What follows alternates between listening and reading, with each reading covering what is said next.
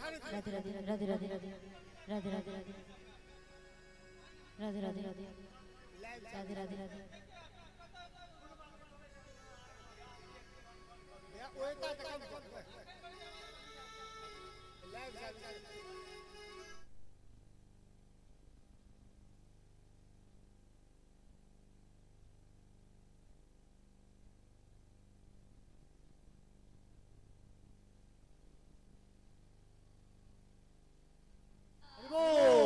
महफिल में आइए जरा, महफिल है शाम आपका। महफिल में आइए जरा, महफिल है शाम आपका। महफिल में आइए जरा, पलके बिछाए बैठी हूँ, पलके बिछाए बैठी हूँ, कुछ तो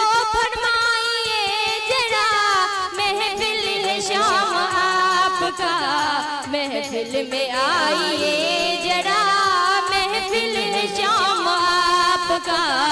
महफिल में आइए जरा,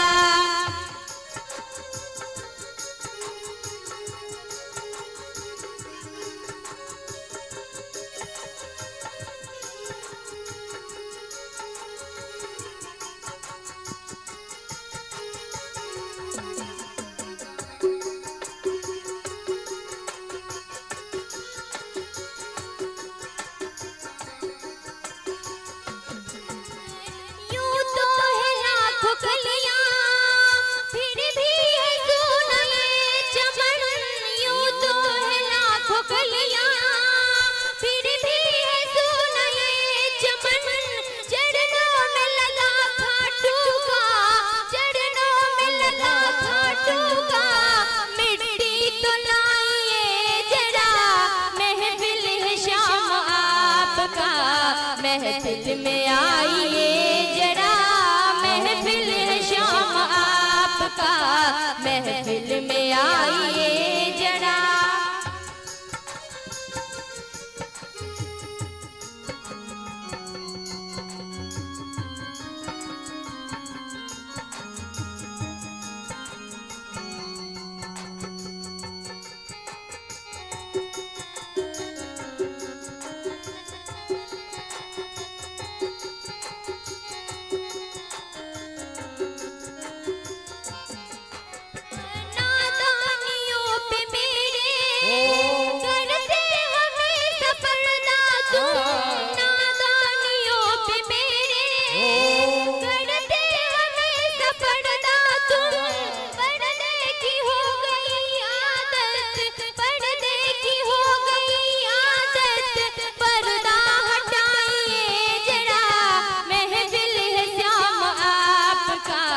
महफिल में आइए जरा, महफिल है शाम आपका।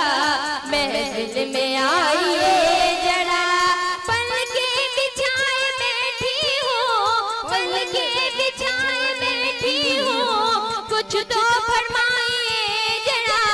महफिल है शाम आपका। महफिल में आइए जरा, महफिल है शाम आपका। महफिल में आइए जरा, महफिल है शाम आपका।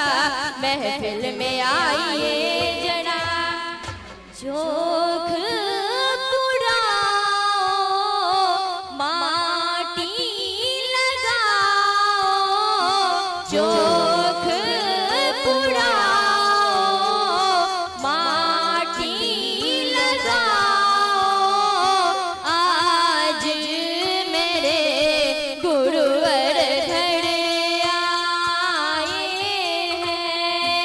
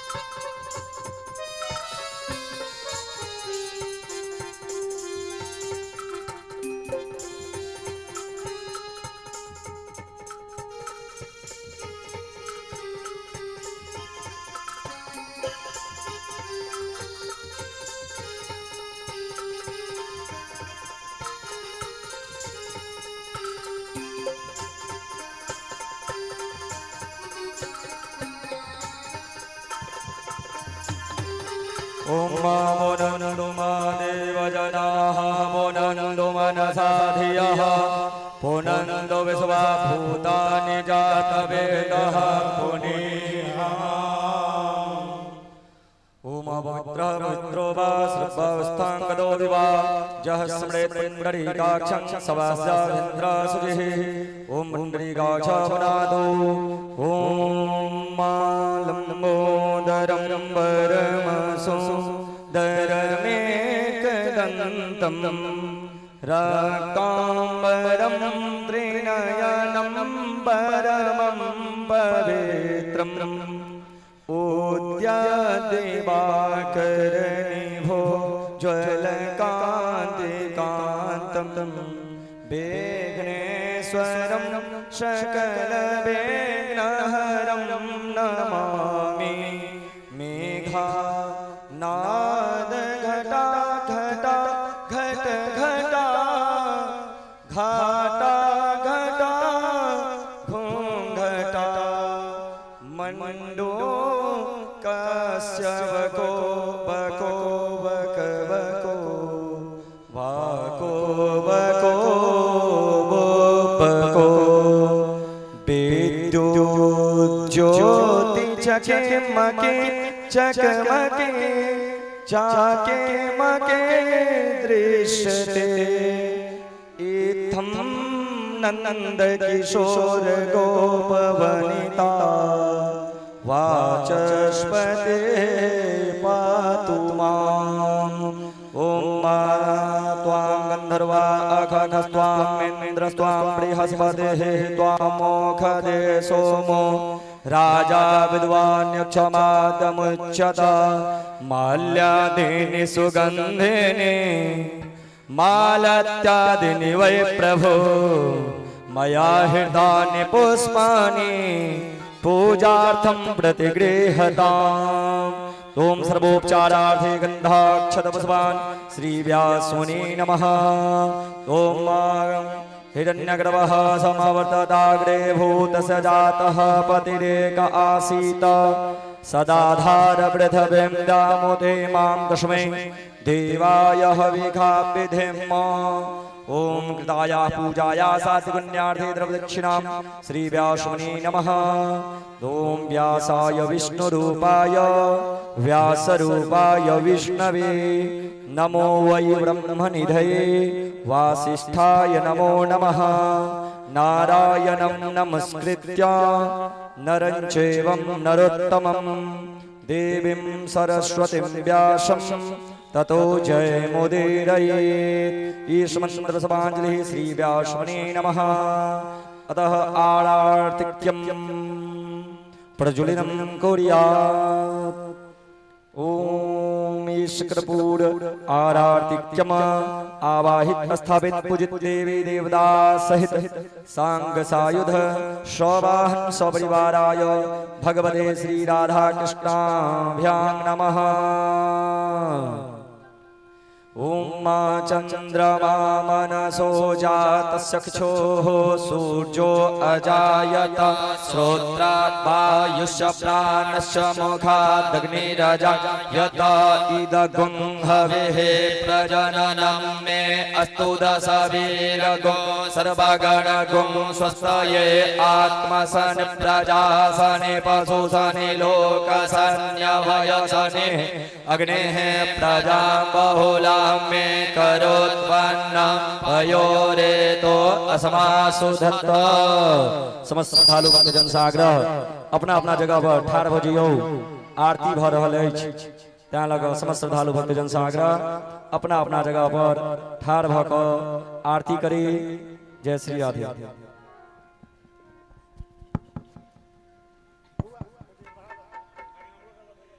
कर्पूर गौरम करुणावतारम संसार सारम भुजगेन्द्रहारम सदा वसंतम हृदयारविंदे भवं भवामि सहितं नमामि। शिवा के बिहारी तेरी आरती गाऊं हे गिरधारी तेरी आरती गाऊं श्री बाके बिहारी तेरी आरती गाऊं प्यारे आपको मनाऊं आरती गाऊं प्यारे आपको मनाऊं श्री श्याम सुंदर तेरी आरती गाऊं श्री बाके बिहारी तेरी आरती गाऊं मोर मुकुट प्यारे शीस पे सोहे प्यारी बंसी मेरे मन को मोहे मोर मुकुट प्यारे शीस पे सोहे प्यारी बंसी मेरे मन को मोहे देख छवि बलिहारी में जाऊं श्री श्याम सुंदर तेरी आरती गाऊं श्री बाके बिहारी तेरी आरती गाऊं चरणों से निकली गंगा प्यारी जिसने सारी दुनिया तारी चरणों से निकली गंगा प्यारी जिसने सारी दुनिया तारी उन चरणों के दर्शन पाऊं श्री बाके बिहारी तेरी आरती गाऊं श्री श्याम सुंदर तेरी आरती गाऊं दुख सुख जीवन प्यारे साथ आप हो दुख सुख जीवन प्यारे साथ आप हो हरि चरणन में शीस झुकाऊं श्री बाके बिहारी तेरी आरती गाऊं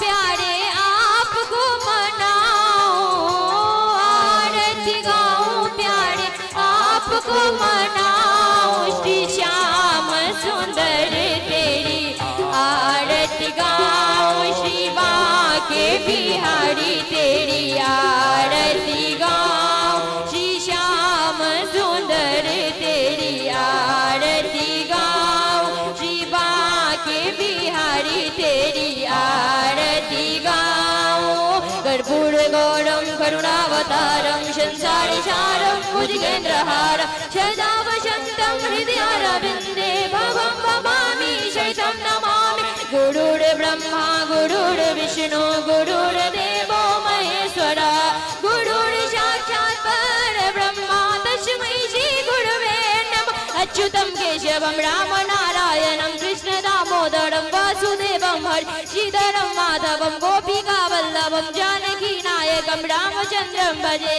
हरे राम राम राम हरे हरे हरे कृष्ण कृष्ण कृष्ण हरे हरे हरे राम राम हरे हरे हरे कृष्ण कृष्ण कृष्ण हरे राम राम राम हरे हरे हरे कृष्ण कृष्ण कृष्ण हरे हरे नटखट बंसी वाले गोकुल के राजा मेरी अखियां तरस रही अब तो आजा नटखट बंसी वाले गोकुल के राजा मेरी अखियां तरस रही अब तो आजा आजा गोपाल तरस रहे नैना आजा नंदलाल बरस रहे नैना आजा गोपाल तरस रहे नैना आजा नंदलाल बरस रहे नैना तरस रहे नैना बरस रहे नैना तरस रहे नैना बरस रहे नैना आजा गोपाल तरस रहे नैना आजा नंदलाल बरस रहे नैना आजा गोपाल तरस रहे नैना आजा नंदलाल बरस कृष्णा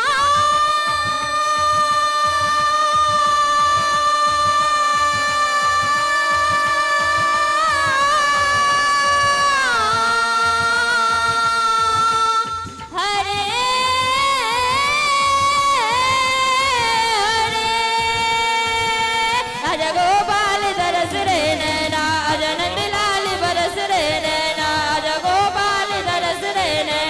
अजनंद लाल बरस रे नैना अज गोपाल दरस रे नैना अजनंद लाल बरस रे नैना।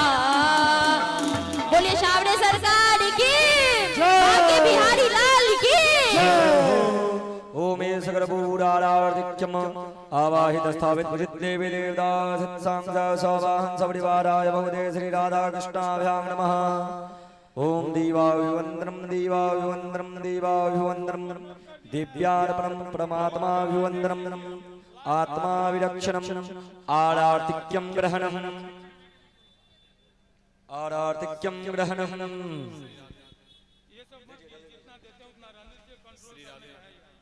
पुष्पे दीवाभिवंदनम नमस्ते। ओम हस्तो वृक्षालकेशाय नमः। ईश पुष्पांजलि श्री राधा कृष्णाभ्यां नमः। श्री राधे श्री राधे श्री राधे श्री राधे श्री राधे श्री राधे श्री राधे श्री राधे जय श्री राधे जय श्री राधे श्री राधे। अपने सब भक्त लोग अपन अपन स्थान पर बैठ रहियो। अब कथा प्रारंभ हो रहल अछि। सब गोटे अपन अपन स्थान पर बैठ रहू।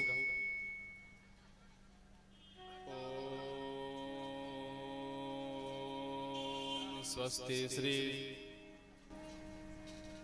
गणेशाय नमः।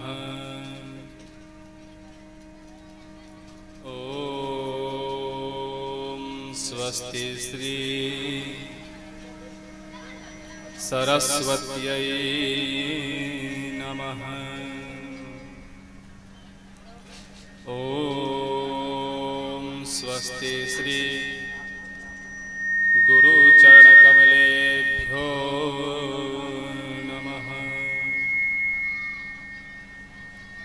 लंबोदर नमस्तुभ्यं सततं मोदकप्रिय निर्विघ्नं कुरु मे देव सर्वकार्येषु सर्वदा। नमस्ते शारदे देवी सरस्वती मती प्रदे वसत्वं मम जिह्वाग्रे सर्वविद्याप्रदा भव। गुरुर्ब्रह्मा गुरुर्विष्णु गुरुर्देवो महेश्वरः गुरुः साक्षात् परब्रह्मा तस्मै श्री गुरवे नमः। वंशी विभूषितकरान् नवनीरदाभान्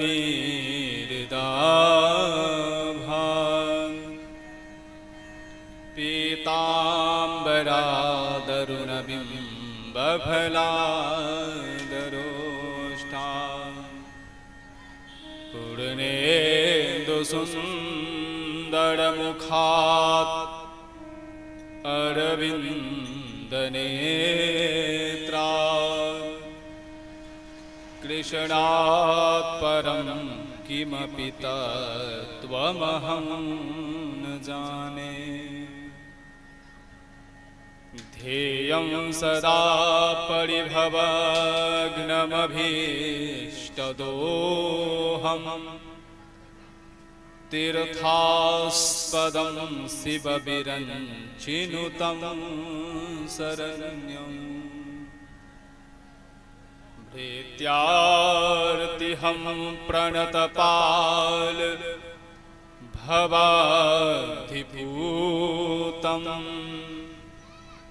वन्दे महापुरुष ते चरणारविन्दम्।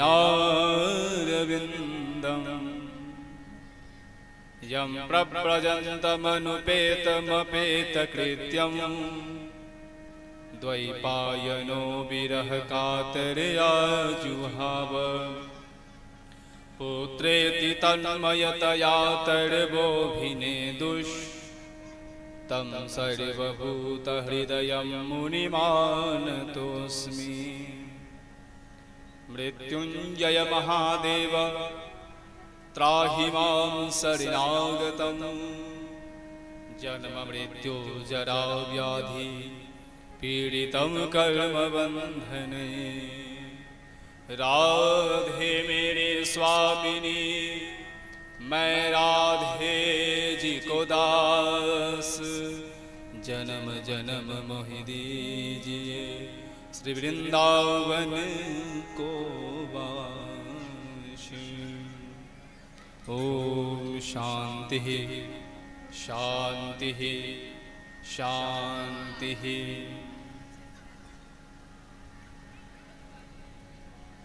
परमपिता परमात्मा की असीम कृपा से आज हम सभी भक्तगण श्रीमद् भागवत कथा ज्ञान महायज्ञ के प्रथम बेला में प्रवेश कर रहे हैं।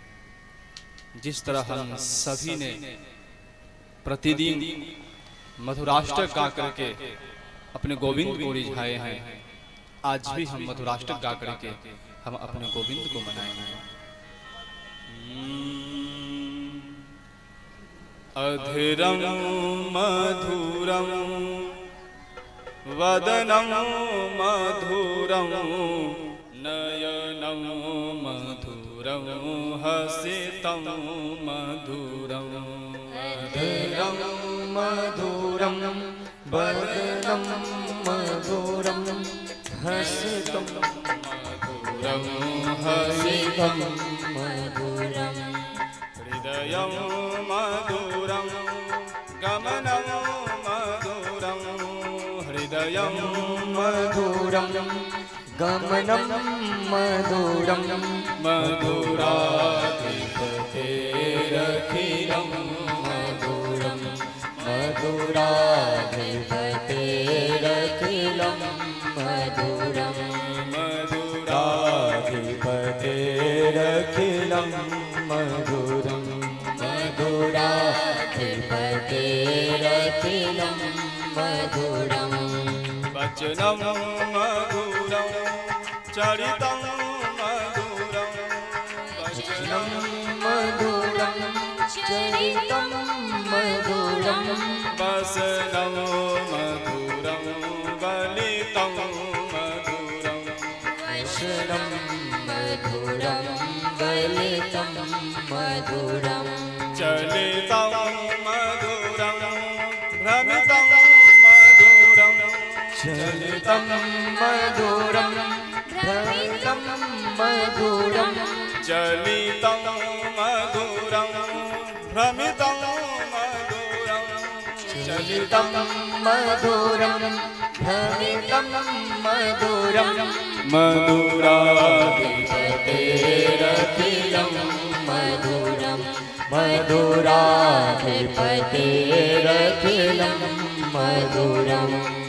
वेणुर्मधुरो रेणुर्मधुरः वेणुर्मधुरो रेणुर्मधुरः पाणिर्मधुरः पादौ मधुरौ पाणिर्मधुरः पादौ मधुरौ प्रीत्यं मधुरं सख्यं मधुरं प्रीतं मधुरं सख्यं मधुरं प्रीत्यं मधुरं सख्यं मधुरं प्रीतं मधुरं सख्यं मधुरं मधुराधिपतेरखिलं मधुरं मधुराधिपतेरखिलं मधुरं मधुराधिपतेरखिलं मधुरं मधुराधिपतेरखिलं मधुरम्।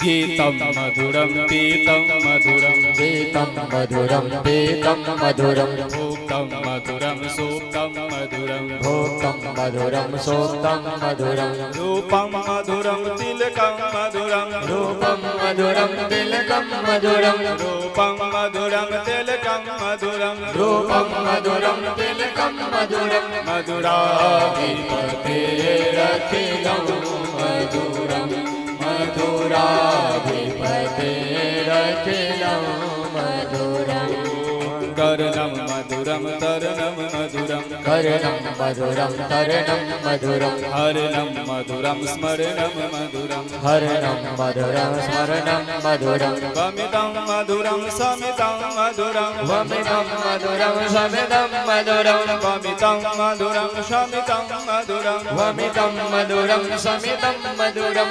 मधुराधिपतेरखिलं मधुरं मधुराधिपतेरखिलं मधुरं गुञ्जा मधुरा माला मधुरा गुञ्जा मधुरा माला मधुरा गुञ्जा मधुरा माला मधुरा गुञ्जा मधुरा मधुरा यमुना मधुरा बीची मधुरा यमुना मधुरा बेचिन मधुरा सलिलं मधुरं कमलं सलिलं मधुरं कमलं मधुरं सलिलं मधुरं कमलं मधुरं मधुराधिपतेरखिलं मधुराधिपतेरखिलं मधुरं मधुराधिपतेरखिलं मधुरं मधुराधिपतेरखिलं मधुरं गोपी मधुरा लीला मधुरा गोपी मधुरा लीला मधुरा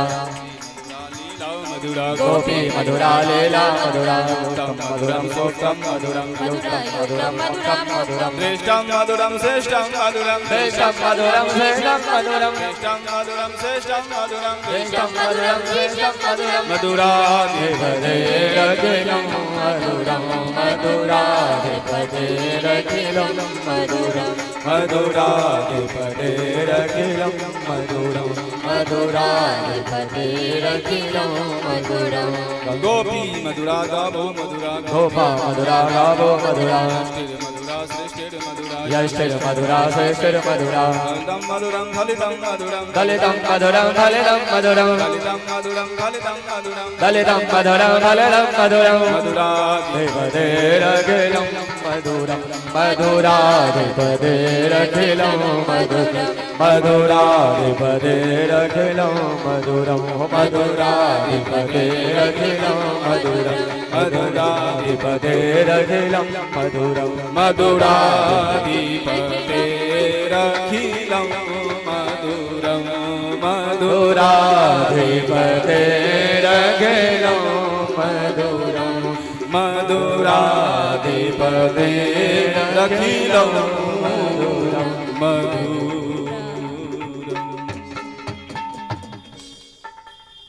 नमः सभाभ्यः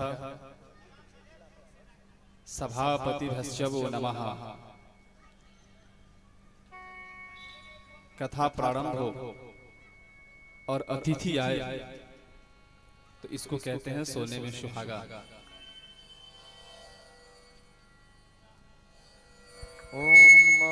ओखदेः प्रतिमोदध्वम्बुषपदेः प्रसोवरेः अस्वा इव सजित्वरेरविरुधः पारेष्णवः ॐ मायुवासुवासाः परिवेदागासो श्रेयान् भवते जायमानः दङ्धे रासः कवयोन्नयन्ते स्वाध्यो मनसा देवयन्तः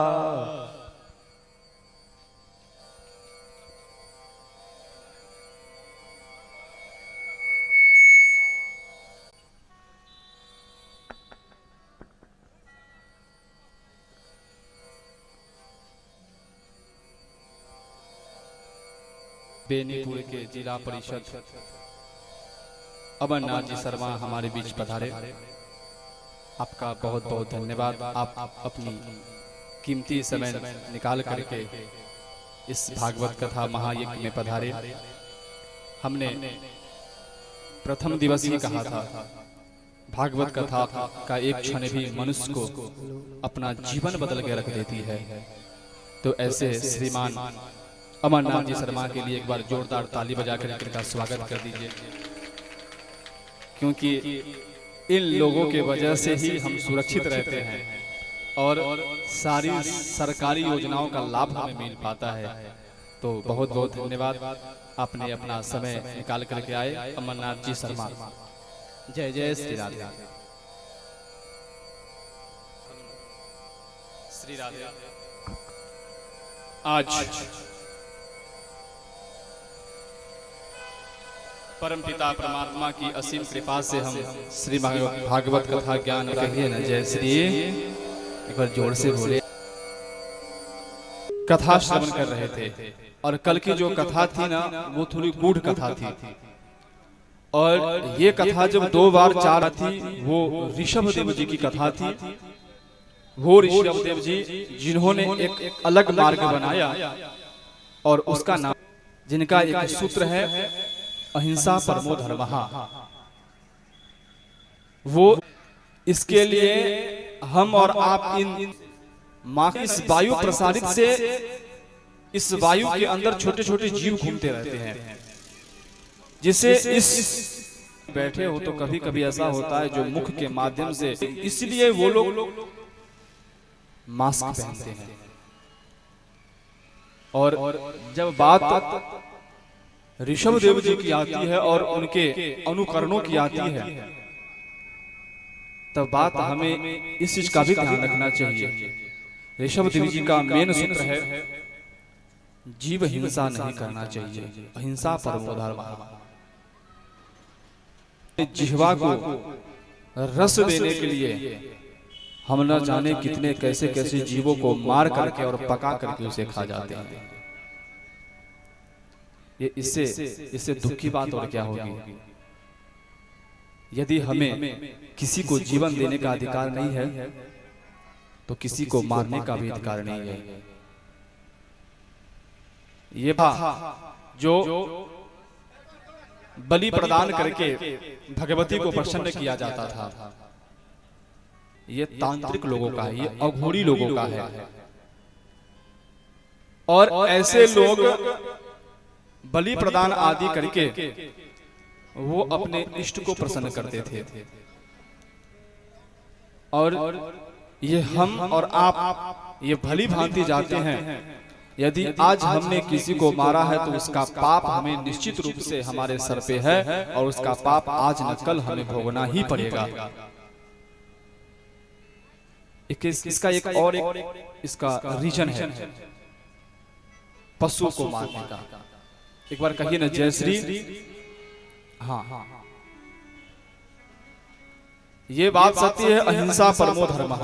किसी जीव को मारना नहीं चाहिए, लेकिन यदि कोई हिंसक प्राणी यदि हम पर आक्रमण कर दे तो अपने प्राणों की रक्षा भी करनी चाहिए, और अपने करना पड़े तब जब पता चले हम विपत्ति में हैं, मैं अपनी रक्षा कैसे कर पाऊंगा। तब उस जीव को यदि उस मनुष्य को यदि कोई भी हो उसे मारना पड़े तो अपने प्राण रक्षा के लिए मारना उसका धर्म है। इसी के संबंध में कई प्रदेश हैं ऐसे, जैसे ये बिहार प्रदेश है, उत्तराखंड प्रदेश है, हरिद्वार के आगे जब बद्रीनाथ की ओर जाते हैं तब इस क्षेत्र में लोग मांस भक्षण ज्यादा करते हैं। एक बार कहिए ना जय श्री। इसका कारण है बिहार प्रदेश में पूर्व में क्या होता था, बाढ़ बहुत तेज आ जाती थी, और एक समय की बात है जब हम उत्तराखंड की तरफ गए थे ना, तो उत्तराखंड की तरफ जब गए तो वहां के जो मूल निवासी जो पहाड़ों की गुफा में रहते हैं वो लोग, और अपनी जीवन कैसे व्यतीत करते हैं, एक बार जब उनको देखेंगे तो हमें भी दया आएगी। बहुत कष्ट में जीवन उनका होता है। तो एक बार उनसे हमें कुछ बात करने का अवसर मिला, तो हमने उनसे कहा जो आप ये आपके घर में मैं देख रहा हूँ ये बकरे आदि पाल करके रखे हैं, किसके लिए रखे हैं? तो उन्होंने कहा महाराज जी इसको हम लोग खाते हैं। मैंने पूछा क्यों, ये खाते क्यों हैं आप लोग? क्या खाने के लिए इतनी सारी सामग्रियां हैं, ये सब कम पड़ती है क्या? बोले महाराज जी ऐसी बात नहीं है, इसको हम ऐसे समय के लिए पाल के रखते हैं जब इधर बादल फटती है ना तो पूरा जलमय हो जाता है। हम अपने घर से बाहर भी निकले ना, ये संभव नहीं हो पाता है, तो हम अन्न कहाँ से लाएंगे, साग सब्जियां कहाँ से लाएंगे? तो महाराज जी हम क्या करते हैं, इस बकरी को मार देते हैं और मार करके इसको तेल में बराबर पकाते हैं। और इसको पकाने से क्या होता है, जब तेल में पकता है तो महीनों महीनों ये खराब नहीं होता है। और उसे जब तक वो बाढ़ चली न जाए, पानी कम न हो जाए, जब तक हमें यहाँ से दूसरे गांव जाने का मार्ग न मिल जाए, तब तक मैं अपने प्राणों की रक्षा करने के लिए मांस भक्षण करता हूँ। जय श्री। ऐसी यदि आपत्ति आ पड़े तो एक बार ठीक है, ये शास्त्र वैष्णवों को ये शास्त्र अनुमति नहीं देती है, लेकिन यदि प्राण रक्षा के लिए, ऐसे बिहार प्रदेश में था पहले बहुत बाढ़ आती थी, अभी भी कई ऐसा क्षेत्र है जो बाढ़ आ जाती है तो महीनों महीनों जाने में बहुत दिक्कत होती है, तो उसके लिए इन जीवों को रखा करते थे लोग और अपने प्राणों की रक्षा करते थे। तो भगवान हमें कभी नहीं छोड़ेगा, कभी नहीं छोड़ेगा। जय श्री। कभी शौक नहीं रखना चाहिए किसी चीज की, हमें कोई अधिकार नहीं किसी जीव को मारने का। इतना ही शौक है ना, आगे कथा में हम कहेंगे और इस बात की चर्चा हम वहीं करेंगे। कल की कथा में जो थे हम ऋषभ देव जी के थे, ऋषभ देव जी के आगे वंशज हुए, उनके पुत्र हुए बड़े राजर्षि भरत। अद्भुत कथा है, इसको प्रेम से सुनना चाहिए।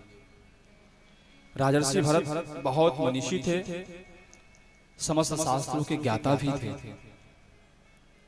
जब आया ना तो उन्होंने सब कुछ त्याग दिया, त्याग करके अपने ज्येष्ठ पुत्र को राज तिलक करके राज्य को सौंप दिया और खुद गंडकी नदी के तट पर जाकर के अपना जीवन व्यतीत करने लगे। तब साधना अनुष्ठान योग आदि करने लगे। एक समय की बात है, सायं काल का समय था और उस सायं काल के समय एक हिरन पानी पीने के लिए उस नदी के पास आई और वो हिरन जोर से दहाड़ मारी और सिंह की दहाड़ सुन करके हिरनी विचलित होने लगी और वो हिरनी गर्भवती दुख से व्यथित होकर इधर उधर भटकने लगी और अपने गुफे में जाकर के मर गई। ये बात देख रहे थे राजर्षि भरत जी महाराज। उनको देख करके उस मृग के बच्चे पर दया आई, अपनी संध्या वंदन छोड़ करके उनके पास आए और उनके पास आकर के उस हिरन के बच्चे को उठा लिया, गोद में लेकर के अपने आश्रम में आए, उनकी देखभाल करने लगे। धीरे धीरे धीरे धीरे राजर्षि भरत का जो ध्यान था पूजा पाठ से वो दूर होते गया और उनका मन उस हिरन के बच्चे में लगता गया। जय श्री। धीरे धीरे धीरे धीरे पूरी पूजा पाठ छूट गई, हिरन का बच्चा बड़ा हुआ। एक दिन हिरन की झुंड आई और वो बच्चा अपने हिरन के झुंड में चला गया और अपने परिवारजनों के साथ रहने लगा। यह विरह राजर्षि भरत से सहा नहीं गया और मन में मृग के योनि में जन्म लिया। अंते यामति सागति। मनुष्य की अंत में जैसी मति होती है ना, ठीक वैसे ही उसकी गति होती है। इसलिए जब व्यक्ति मरणासन्न पे होता है उसे उस समय हरि कीर्तन करना चाहिए, राम राम करनी चाहिए, न कि अपने अश्रुपात करके रोना चाहिए। उस समय जितने हम कीर्तन करेंगे, जितने भजन करेंगे, एक अंत्येष्टि कर्म करके श्राद्ध कौमुदी है, उस श्राद्ध कौमुदी में स्पष्ट लिखा हुआ है यदि कोई व्यक्ति मरता है और उसके पीछे जो व्यक्ति रोता है, चाहे उसके सगा संबंधी जो भी हो, जितना हो, जो भी रोता है, पता है उसका परिणाम क्या होता है? एक एक अश्रु उस मरे हुए व्यक्ति को भोगना पड़ता है। जय श्री। हम जितना रोते हैं अपने स्वजन के लिए जो हमसे छोड़ करके वो चले गए, और जितनी आंसू हम गिराएंगे उतनी आंसू उनको भुगतना पड़ता है नरक में जाकर के अथवा स्वर्ग में जाकर के है। और यदि उनके लिए हम बैठ करके कीर्तन करें, भजन करें ना, तो यदि वो नरक में भी जाने वाले वो जीव होते हैं तो वो नरक का मार्ग छोड़ करके वो स्वर्ग की तरफ चला जाता है। देखिए आदत डालनी पड़ती है। यदि हम एक बार कहेंगे, यदि कोई व्यक्ति मरणासन पे है, वो मर चुका है, उसके पीछे रोना नहीं है, ये एक बार आत्मा विश्वास नहीं करती है। अपने स्वजन के लिए स्वतः ही अपने आंखों से अश्रुपात होने लगती है। लेकिन उस समय हमें अपने मन को समझाना चाहिए, संसार में जो भी आया है एक न एक दिन तो उसको जाना निश्चित है। वो जैसा कर्म किया होगा उसके हिसाब से उसको जाना पड़ेगा। तो जब उसको जाना भाई, तो उसके पीछे हम अश्रुपात करके उस मरे हुए व्यक्ति को हम दुख क्यों दे? ऐसी स्थिति में वो राजर्षि भरत का शरीर छूटा और राजर्षि भरत मृग योगिनी में फिर से जन्म ले लिया। वो क्या करता था? वो मृग गीले पत्तों को नहीं खाता था, छोटे छोटे कीड़े आदि को बचा करके चलता था, सूखे सूखे पत्ता खाया करता था। और एक दिन ऐसा हुआ, उस मृग योनि से उनका शरीर छूटा और एक ब्राह्मण कुल में उनका जन्म हुआ। और उस ब्राह्मण कुल में भी उनका नाम पड़ा भरत जी महाराज। लेकिन उनके नाम के आगे एक शब्द जुड़ गया, जट भरत। जट कहते हैं मूर्ख को, जिसे कितना भी समझा दिया जाए उसे समझ में ना आए ना, तो उसको बोलते हैं जट। और उनका नाम पड़ा जट भरत, अर्थात महामूर्ख भरत। उनके पिताजी ने उनको यज्ञोपवीत संस्कार कराया, उनको गुरुकुल में भेजा पढ़ने के लिए, लेकिन एक शब्द का भी उन्होंने अध्ययन नहीं किया। पिताजी बार बार प्रार्थना की, भरत थोड़ी सी गायत्री तो जप कर लो। लेकिन बहिर्मुख से वो जड़ थे और अंतर्मुख से वो परम मनीषी थे। मन ही मन भगवान का कीर्तन किया करते थे, लेकिन बाहरी लोगों को ऐसा प्रतीत किया करते थे मैं महामूर्ख हूं। और ऐसा ही हुआ। जब पता चला कि ये महामूर्ख है, अब क्या किया जाए, तो उसे मजदूरी में लगा दिया गया। मजदूरों का काम उसे सौंप दिया गया। मजदूरों का काम करता, जैसे उसको सौंप देता, ये करना है वो करना है, वैसे करता, कुछ मजदूरी मिलता उसे राजा जट भरत को। जट भरत वो लेकर के घर आते। और जब उनके भाइयों ने देखा कि जो बाहर मजदूरी करता है इससे अच्छा है हमारे खेतों में मजदूरी करेगा, उसके भाइयों ने क्या किया, चल चल भरत चल, खेतों की रखवाली कर। खेतों की रखवाली में जब उसे बैठा दिए, अभी अभी खेत बोया ही गया था, अनाज गिरी हुई थी, पक्षियों का आना हुआ, पक्षी बैठ करके वो दाने चुनने लगी। जब देखे ये पक्षी चुन रहा है, भरत जी महाराज विचार किए, ये दाना किसका है? ये तो राम जी का, और पक्षी भी राम जी का है। ये राम जी की चिड़िया, राम जी की खेत है, मैं रोकने वाला कौन होता हूँ? खा रे चिड़िया, खूब खा, भर भर पेट के खा। जब उनके भाई ने आकर के देखा तो आज उनको बहुत डांटे और डांट करके उन्होंने घर से आज भगा दिया। अब आप रहने वाले नहीं है घर में, ऐसे मूर्खों का जगह नहीं है हमारे घर में। और यही चाहते थे जट भरत जी महाराज। निकल पड़े। जब कुछ दूर गए ना तो अवधूत की तरह रहने लगे। उसी समय क्या हुआ, राजा रघुगन अपने पालकी पर बैठ करके कपिल देव को गुरु बनाने के लिए, कपिल देव जी महाराज को गुरु बनाने के लिए वो गुजरात की ओर जा रहे थे। उसी समय उनकी एक कहार की तबीयत बिगड़ गई। और क्या हुआ, उन्होंने कहा जाओ, एक दूत से कहा जाओ, यदि कोई मिले तो एक कहार लेकर के आओ। उससे पूर्व क्या था, एक डकैत था, डाकू। उन्होंने प्रतिज्ञा करके रखा था कि मेरी ये कामना पूरी हो जाएगी तो मैं मनुष्य का बलि दूंगा।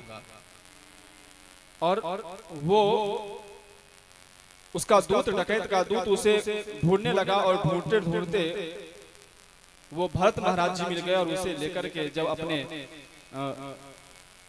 निवास स्थान पे आए तो उन्होंने डाकू का जो सरदार था उसकी पूजा पाठ करी। पूजा पाठ करके उसको माल्या आदि अर्पण करके उसको बलिदान देने के लिए तत्पर किया। और जैसे ही बलिदान देने के लिए तत्पर किए और जैसे ही तलवार उठाई जो आज मैं इसको बलि दूंगा, वैसे ही माँ काली की प्रतिमा फटी। माँ काली बाहर निकली और बाहर निकल करके उस डकैत का तलवार लेकर के उसी सब का संहार करके उन्होंने उसका रक्त पान कर लिया। महाकाली मैया की।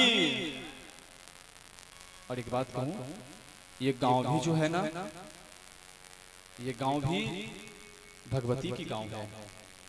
हमेशा मां भगवती रक्षा करती रहती है। जिसके अंदर भगवती का एक नाम है शक्ति, जिसके अंदर शक्ति से जो व्यक्ति शक्ति से निस्तेज हो जाएगा वो कोई काम का नहीं रहेगा। जैसे आपने भीम का नाम सुना होगा, और भीम के पास बल की शक्ति थी।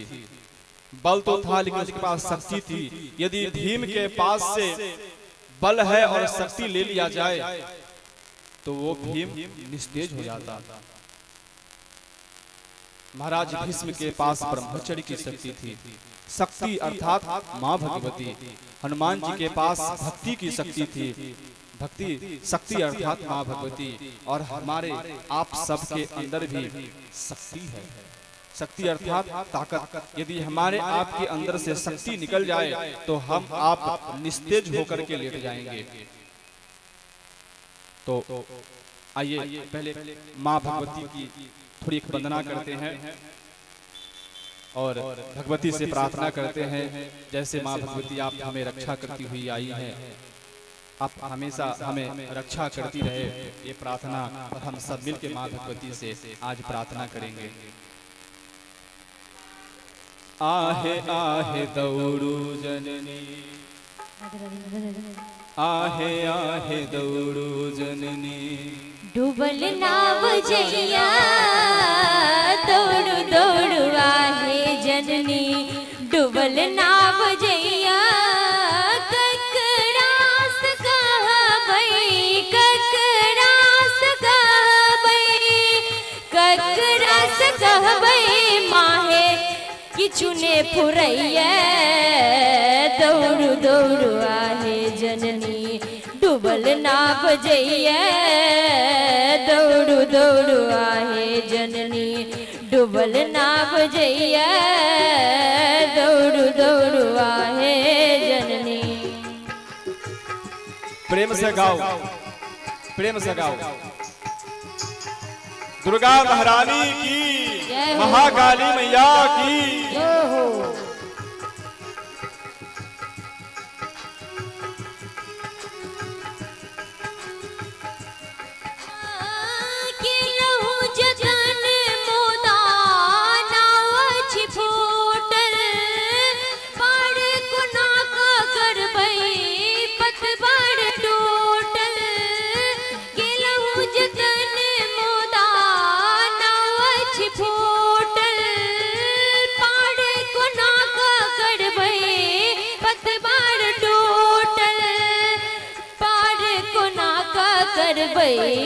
पतवार टूटल बीच भंवर में, बीच भंवर में, बीच भंवर में नैया डगमग करैया।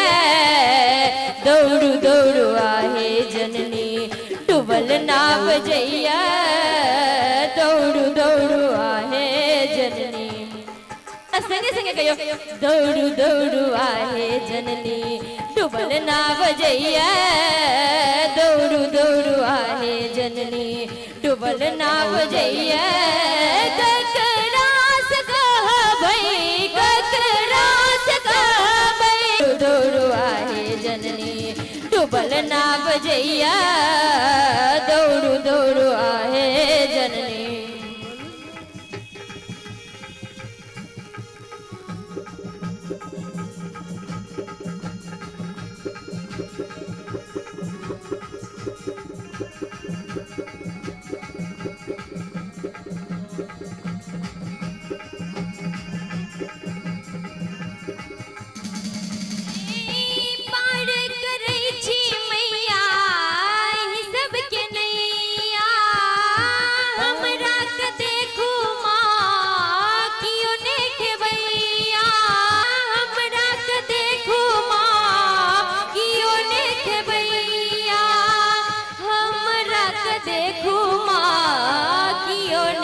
भैया तेरी जून करियो तेरी जून करियो तेरी दौड़ू दौड़ू आए डुबल ना बजैया ककरा सका भाई ककरा सका भाई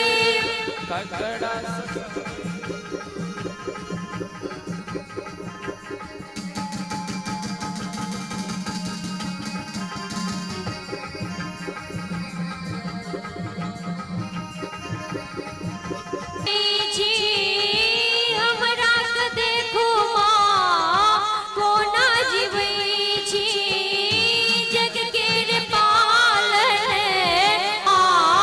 कोना जीवै छी हमरा के देखो माँ कोना जीवै छी बेटी यहाँ के बेटी यहाँ के बेटी यहाँ डुबल ना बजैया दौड़ू दौड़ू आए जननी डुबल ना बजैया ककरा सका भाई माहे किछु ने फुरैया दौड़ू दौड़ू आए जननी डुबल ना बजोरू आए जननी डुबल ना बजैया दौड़ू दौड़ू आए जननी डुबल ना बजैया दौड़ू दौड़ू आहे जननी।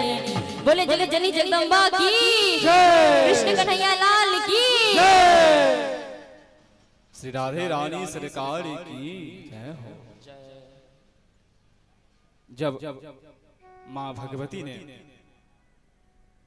उन सबू डाकियों को सरकाट करके स्वयं बलि ले लिए उस समय बड़ी प्रार्थना किया जड़ भरत जी ने और वहां से निकल ही रहे थे कि राजा रहुगन का भेजा हुआ दूत उन्हें देख लिया और उन्हें लेकर के चलो मेरे साथ आए और पालकी को फिर से उठाए। लेकिन जड़ भरत जी महाराज संत थे, उन्हें मन में हमेशा ये बात सताती थी पालकी को वो उठाए और जैसे आगे बढ़े जैसे छोटे छोटे जीव दिखते वो जोर से आगे की ओर कूदते और जैसे ही आगे कूदते तो राजा को सर में चोट लगती तकलीफ होती और ये अभी जिंदा है कि मर गया है, इसका शरीर साथ नहीं दे रहा है क्या, ये मंद बुद्धि है, पागल है, कौन है ये कहा महाराज हमें ऐसा प्रतीत हो रहा है कि आप ज्ञान लेने के लिए आप कपिल देव जी के आश्रम है कि आप अहंकार की पोटली लेकर के आप जा रहे हैं। आपने कहा मरा है कि जिंदा है।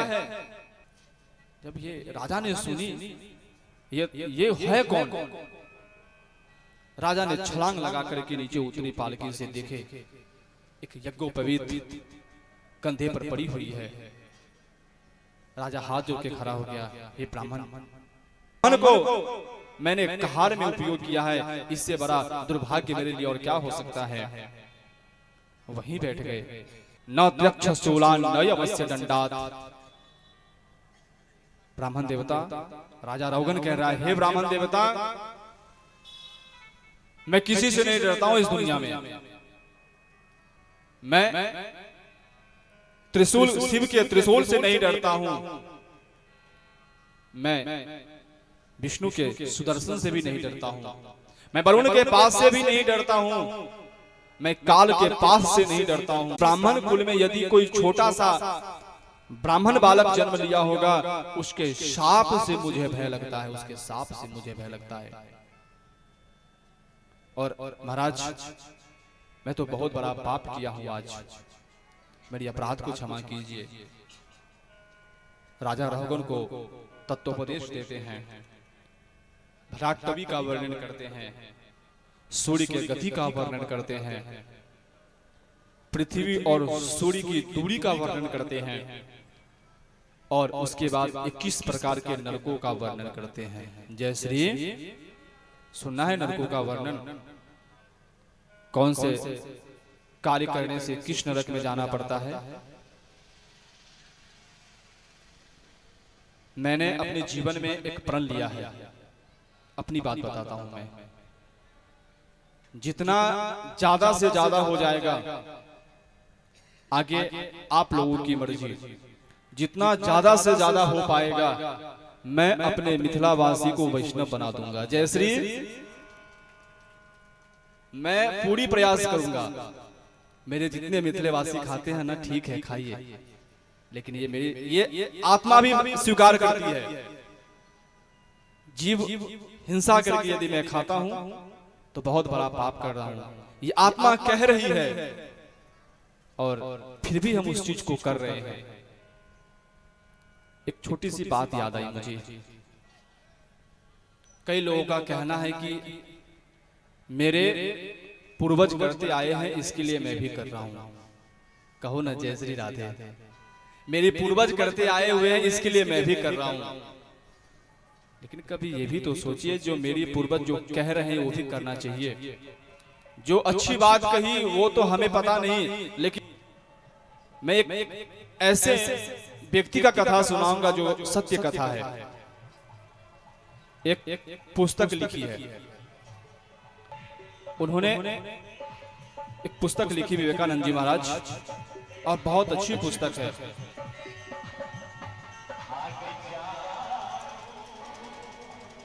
उस पुस्तक में एक अपने अनुभव की एक कथा लिखी, और उस आश्रम में एक महात्मा थे।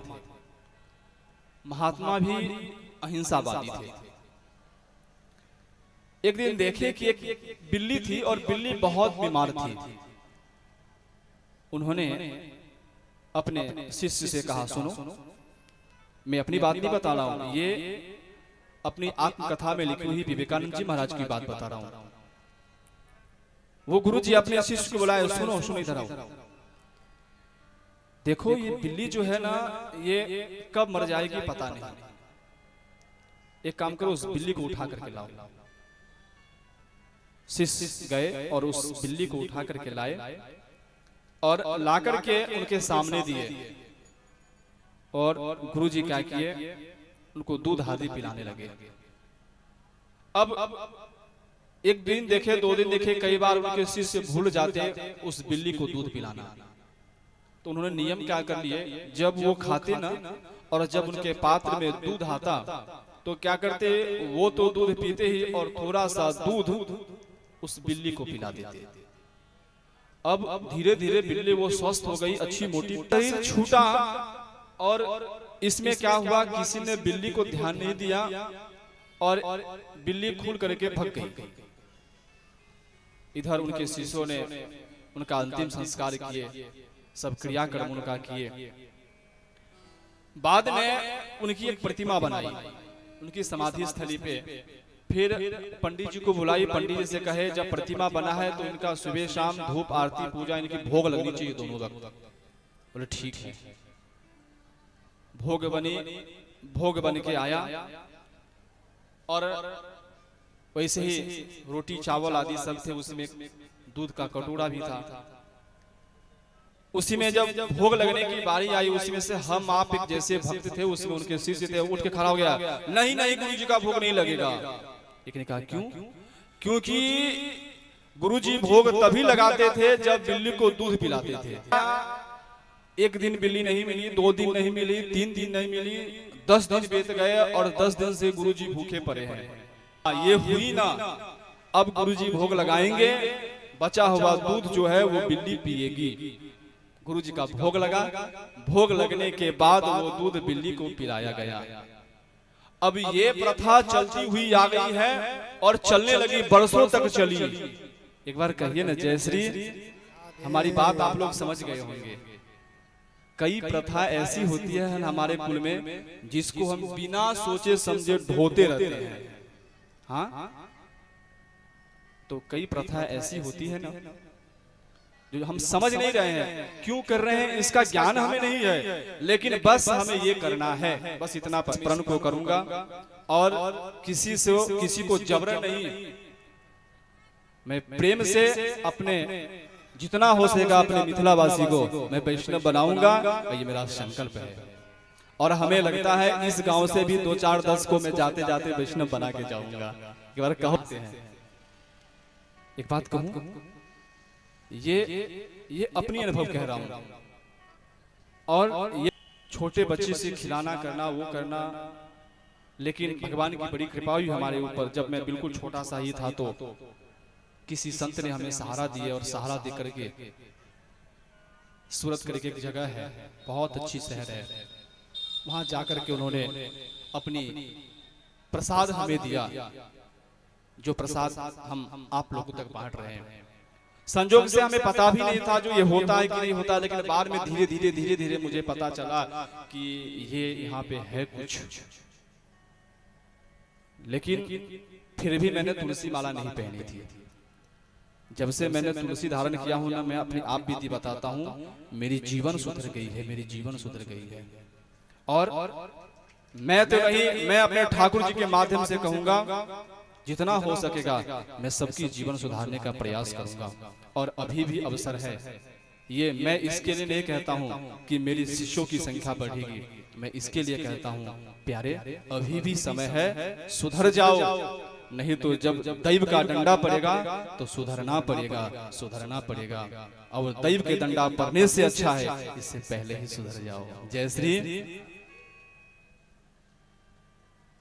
तो आगे की कथा में कहते हैं सुखदेव जी महाराज, सुनो परीक्षित जी महाराज, वहां तत्वोपदेश देते हैं वो, और तत्वोपदेश में अनेक प्रकार का उनका उपदेश देते हैं। और उपदेश से उनका क्या होता है, उनका जो भ्रम है वो भ्रम टूटता है।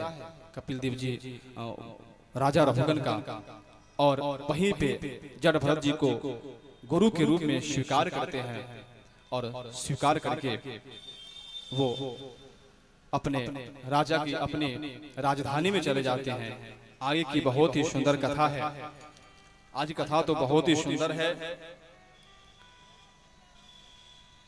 एक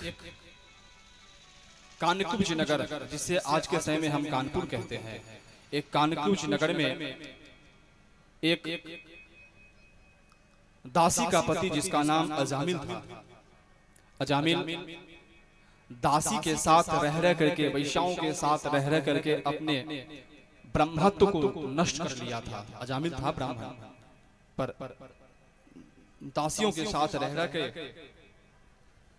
नष्ट करने के बाद एक दिन का समय था, सदाचारी दास्या संसर्ग दूषितः, एक संत उनके नगर में आए।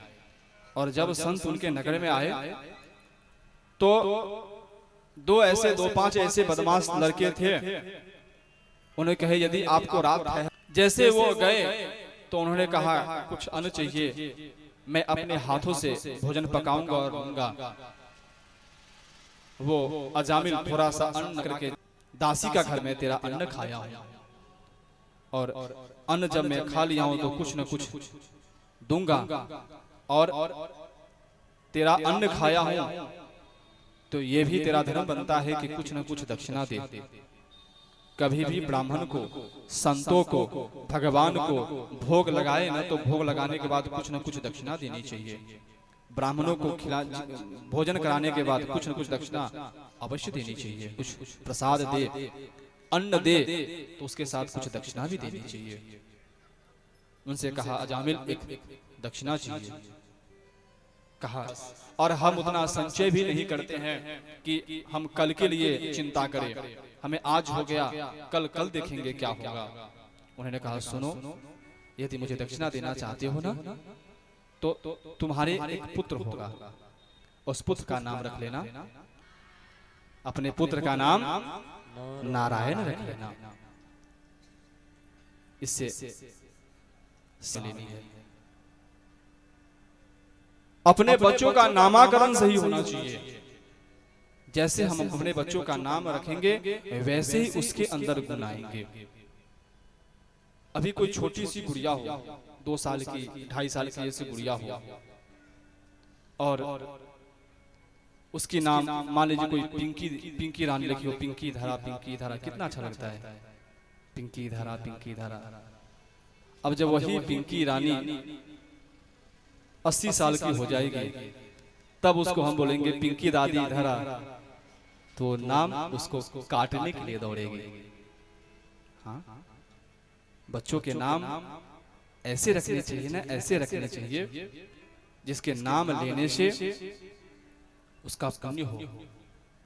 पहले के नाम कितने अच्छे अच्छे हुआ करते थे, अभी के नाम लेकर के हम समय बर्बाद नहीं करना चाहते हैं। आप लोग समझदार हैं। जैसे नारायण रखे संत चले गए, एक दिन का समय था, उस अजामल की अंतिम समय आया। अंतिम समय में सैया पे लेटा हुआ था, अपने छोटे पुत्र से बड़ा प्रेम था। नारायण नारायण नारायण नारायण नारायण करके पुकारते रहते थे। उसकी शरीर छूटी और यमदूत लेने के लिए उसे आए, और इधर से शिवदूत भी उसको लेने के लिए आए। शिवदूत और यमदूतों में युद्ध होता है। दोनों आपने भेजा था अजामिल को लेकर के आओ। अजामिल पूरी जीवन पाप किया है, दासी के साथ रह करके उन्होंने पाप किया, और जब हम उसे लेने गए तो शिवदूत के द्वारा हमारी चित्रगुप्त ने कहा पाप तो ये बहुत किया है, लेकिन ये अंतिम समय में अपने पुत्र का नाम ही भले नारायण नारायण नारायण जो लिया है ना, तो इसके सारे पाप जल करके भस्म हो गए हैं। कैसे? जैसे बड़े बड़े जंगलों में एक आपस में दो टहनी रगड़ रगड़ के अग्नि उत्पन्न होती है, और वो छोटी सी अग्नि क्या करती है पता है? पूरे वन को जला करके राख कर देती है। एक छोटी सी अग्नि। उसी तरह यहां भी एक छोटी सी माचिस की तिल्ली यदि उसका दुरुपयोग किया जाए तो बड़े बड़े घरों को जला करके राख कर देती है। ठीक उसी तरह जैसे बड़े बड़े जंगलों में पेड़ की टहनी एक दूसरे से घर्षण के माध्यम से अग्नि उत्पन्न होती है, वो अग्नि पूरे वन को जला करके भस्म कर देती है। ठीक इसी तरह इस अजामिल का भी पूरे जीवन का पाप, और अंतिम में नारायण नारायण उसके समस्त पापों को जला करके भस्म कर दिया नारायण शब्द ने। एक बात बताऊं, यदि घर में हम और आप रसोई घर में यदि चूल्हे का काम करते रहते हैं ना, तो अभी तो चलो ठीक है, और अभी भी कभी कभी हो जाती है। कुछ पकवान बनाते बनाते हमारी ध्यान भटकी और धीरे से अग्नि पे अथवा कोई गर्म पात्र हो उस पे हाथ लग गई तो जला देती है या छोड़ देती है। अग्नि ऐसा समझती है, अग्नि ऐसा समझते हैं जो इसका हाथ धोखे से पड़ा, इसको एक बार छोड़ देते हैं। धोखे से पड़े अथवा जानबूझ करके अग्नि पे हाथ पड़े, वो हाथ जला ही देता है। प्यारे, ठीक इसी तरह भगवान का नाम है। यदि भगवान का नाम यदि हम धोखे से लेते हैं अथवा जानबूझ कर लेते हैं, जो उसका जो फल है वो हमें निश्चित रूप से प्राप्त होता है, और निश्चित रूप से प्राप्त होता है। यही फल आज अजामिल को प्राप्त हुआ। अजामिल अपने पापों से मुक्त हो गया और वो विष्णु लोक को चले गए। इस कथा से क्या सीख मिलती है समझे ना? अपने बच्चों की नाम कभी भी भगवान के नाम पे ही रखना चाहिए, और रखना ही चाहिए, क्योंकि कभी भी किसी की देखा देखी नहीं करनी चाहिए। इतना पता नहीं, क्योंकि हमारी पूरी जीवन तो बाहर ही बीती है, लेकिन उन लोगों से पूछिए जो पूर्व में कैसे 5 भाई 7 भाई 10 भाई के परिवार एक साथ रहा करते थे। अपने बच्चों की नाम अच्छे नामों से निकालना चाहिए। 21 प्रकार के नरकों में कहते हैं उसे जलते हुए अंगार में फेंक देते हैं यमदूतगण। ध्यान तो है ना आप लोगों के यहाँ पर? नरकों की वर्णन करते हैं, क्यों? क्योंकि यह शास्त्र में सचेत करती है। ज्यादा पूरे नरकों की वर्णन नहीं करेंगे, बस 1 और 2 ज्यादा नहीं करेंगे, क्योंकि पूरी नरकों की वर्णन की जाए तो शायद यहाँ पे कुछ लोग ही बैठे रहेंगे। कहो ना जय श्री। सत्य सुनने की आदत डालनी चाहिए, और सत्य सुननी भी चाहिए। तो जो अपने माता पिता का, गुरु का तिरस्कार करते हैं, उसको यमदूत क्या करते हैं? उठा करके जलते हुए अंगारे में उसको फेंक देते हैं। अब ये समझ सकते हैं यदि धोखे से यदि हमारी हाथ अग्नि पे पड़ती है तो हमारी क्या हालत होती है, और यदि जीते जी पूरे अंगार में इस शरीर को फेंक दिया जाए तो कितना कष्ट होगा। इसलिए भूलकर भी कभी गुरु का अपमान नहीं करना चाहिए, और भूलकर भी कभी अपने माता पिता का अपमान नहीं करना चाहिए। आजकल के जो बच्चे हैं ना, वो अपने आप को मॉडल समझते हैं, और तो और कई घरों में मैं ऐसा देखता हूं, जब उनके पिताजी बोलते हैं जो नहीं नहीं ऐसा काम मत कर, तो उसके बच्चे क्या बोलते हैं पता है? जो हमने सुना है वो बताता हूं। लगता है ये बुढ़े की बुद्धि सठिया गई है। कहो ना जय श्री। अब बुद्धि तेरे पिताजी की सठिया गई है कि तुम्हारी सठिया गई है? हाँ, ध्यान रखिए।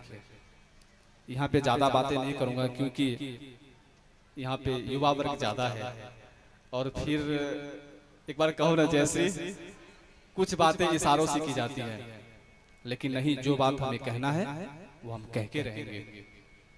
भले हमसे संपर्क रखना न रखना वो आपकी मर्जी है, लेकिन जब इस व्यासपीठ पे बैठेंगे तो सत्य हम जरूर कहेंगे। देखो प्यारे, मेरे जितने भी युवान भाई बहन हैं, यदि अपने माता पिता का अपमान करोगे ना तो कहीं का नहीं रहोगे, कहीं का नहीं रहोगे। और यदि विश्वास नहीं है ना, तो जो कर चुके हैं अपने माता पिता का अपमान, उनसे जाकर के एक बार मिले जो उनकी क्या हालत होती है और क्या हालत हुई है। और जितने भी जो भी अपने माता पिता का सम्मान करते हैं, उनको जीवन में कहीं भी भटकना नहीं पड़ता है। इसके संदर्भ में एक छोटी सी मैं कथा आपको बताता हूं। गणेश जी को कौन कौन जानते हैं? सभी जानते हैं गणेश जी को। गणेश जी को कौन नहीं जानेगा, क्योंकि उनकी सबसे पहली पूजा होती है। और ये पता है पहली पूजा होती क्यों है? यदि ये चीज हम समझ गए पहली पूजा होती क्यों है, तो हम कभी भी अपने माँ पिता का अपमान नहीं करेंगे। एक दिन कैलाश पर्वत पर माँ पार्वती और शिव जी बैठे थे, और जब वो बैठे थे दोनों, उसी समय ये शर्त लगी, जो बड़े कौन है, गणेश जी अथवा कार्तिकेय जी। और जब दोनों की शर्त लगी ना, तो दोनों बोले हम बड़े तो हम बड़े। लेकिन क्या हुआ पता है? भोले बाबा कहते हैं जो इस पृथ्वी को सबसे पहले भ्रमण करके आ जाएगा वही सबसे बड़ा है।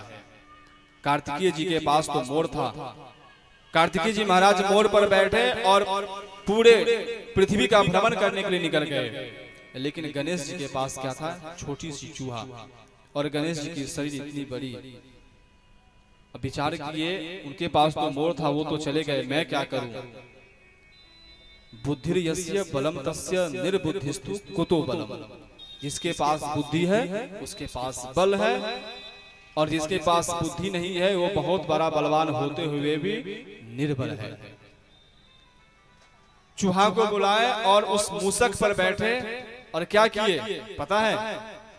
अपने माता पिता को कैलाश पर्वत पे बैठा करके सिर्फ 3 बार परिक्रमा कर लिए, और वो 3 परिक्रमा ही पूरी पृथ्वी की परिक्रमा हो गई।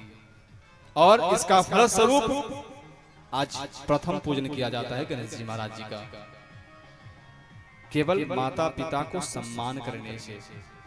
और आज जो ये हो रहा है ना हमारे गांव में, हमारे घरों में, हमारे शहरों में, ये बहुत गलत हो रहा है। यदि थोड़ी सी हमारे प्रति थोड़ी सी भी यदि आपका सम्मान है युवान भाई बहनों का, तो कम से कम अपने माता पिता का सम्मान करना प्रारंभ कर दे, और जीवन बदल जाएगी, जीवन बदल जाएंगे, ये मेरा विश्वास है। जो पशुओं को, जो मूक जीव है अर्थात बकरे आदि जो जीव है, जो उसको मार करके खाता है, उसको यमराज क्या करते हैं? उसे पकड़ करके और कुंभी पाक नरक में फेंक देते हैं। इस नरक का नाम है कुंभी पाक। कुंभी पाक में होता क्या है? तो कुंभी पाक में छोटे छोटे छोटे छोटे लोहे के किल होते हैं, किल, और यमराज क्या करते हैं, उसको उठाते हैं और किल वाले जगहों पे उसको फेंक देते हैं। अब छोटी सी सुई चुभे तो क्या होती है हमें पता है, और जब बहुत सारे किल चुभने लगे शरीर में तो हमारी क्या हालत होगी, इसको भुगतना पड़ेगा, तब पता चलेगा। तो अनन्य अभी बस 2 ही नरक, ज्यादा का वर्णन नहीं करेंगे। कान्य कुब्ज में हमने अजामिल की कथा सुनाई। अजामिल अपने पुत्र का नाम नारायण रखा, उससे उसका कल्याण हुआ। अब सृष्टि का विस्तार कर रहे हैं। सृष्टि के विस्तार में दक्ष प्रजापति ने 10,000 पुत्रों को जन्म दिया, पर नारद जी उसे क्या किए, वैराग्य का उपदेश देके के उसको वैरागी बना दिए। फिर से उन्होंने 10,000 पुत्रों को जन्म दिए और फिर से नारद जी उन्हें वैरागी बना दिए। इस बार दक्ष प्रजापति उनको बुला करके शाप देते हैं, जा जिस तरह से तूने मेरे 20,000 पुत्रों को वैरागी बना दिया है, तो आज के बाद तू कहीं भी एक जगह स्थिर नहीं रहेगा। ये नारद जी उस दिन से एक जगह कहीं भी स्थिर नहीं रहने लगे। ये दक्ष प्रजापति का शाप था। आगे की जो कथा है वो और भी सुंदर है। उससे पूर्व एक हम राधे रानी की भजन गाएंगे। हमें लगता है जो थोड़ी सी सुस्ती आ रही है, एक राधे रानी की भजन करेंगे और बहुत ही प्यारा भजन है। राधा रानी हमें बता दे जरा, बहुत ही सुंदर भजन है, लेकिन प्रेम से गाएंगे। बोले राधे रानी सरकार की जय। राधे राधे राधे राधे राधे राधे राधे।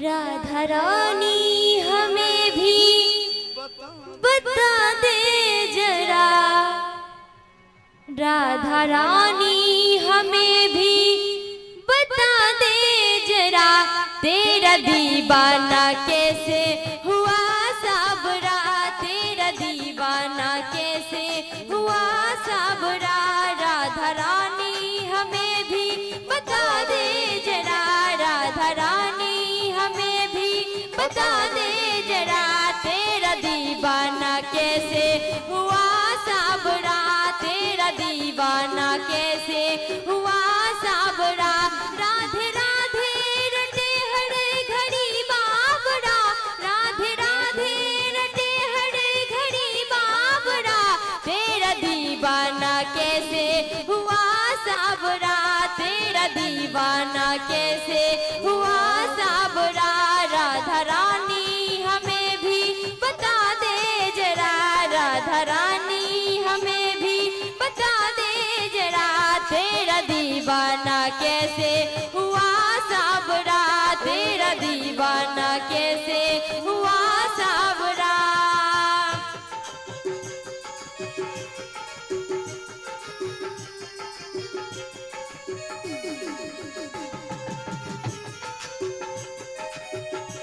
सब गोटा प्रेम से हाथ उठाकर ताली बजाकर जिनका जिनका राधा रानी बनवा गया, कृष्ण भगवान से प्रेम लगेगा के प्रीत लगेगा, सब गोटा हाथ उठाकर ताली उठाकर जोड़ के कहियो हमरा संगे।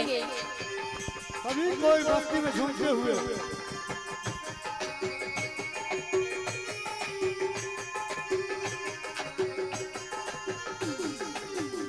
तुम न आए तो यमुना पे आता नहीं, तुम न हो तो ये बंसी बजाता नहीं।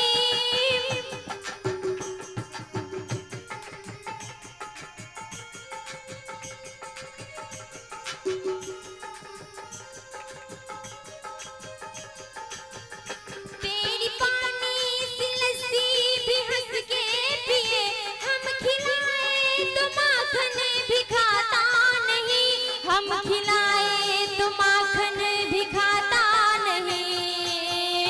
जादू टोना जादू टोना बता कौन सा है कड़ा, जादू टोना बता कौन सा है कड़ा, तेरा दीवाना कैसे हुआ साबरा, राधा रानी हमें भी बता दे जरा, तेरा दीवाना कैसे हुआ साबरा, तेरा दीवाना कैसे हुआ साबरा। साबरा।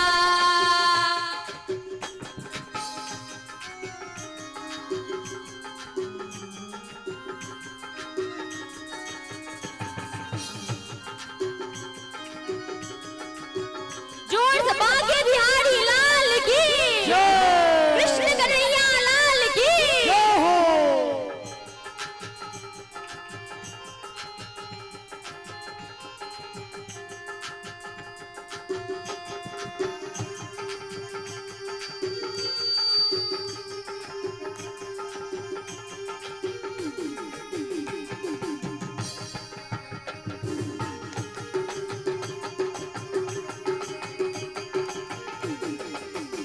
तेरी गलियों के चक्कर लगाने लगा, रोज बरसान में आने जाने लगा।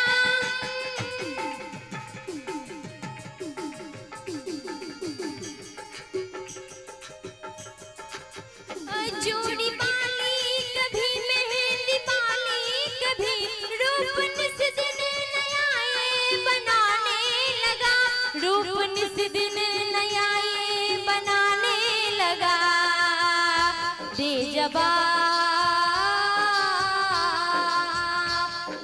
जवाब आज तू 16 आने खड़ा, दे जवाब आज तू 16 आने खड़ा। तेरा दीवाना कैसे हुआ साबरा, राधा रानी हमें भी बता दे जरा, राधा रानी हमें भी बता दे जरा। तेरा दीवाना कैसे हुआ साबरा, तेरा दीवाना कैसे हुआ साबरा।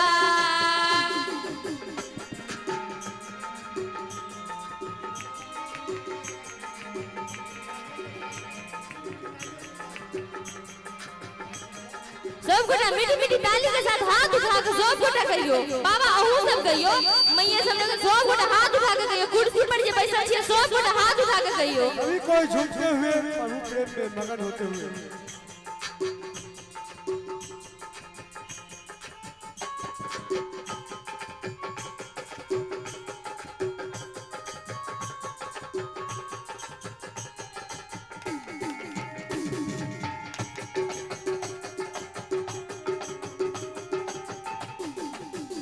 गल तलक जो चरण जीत का मीत था, जो निभाता सदा प्रेम का रीत था।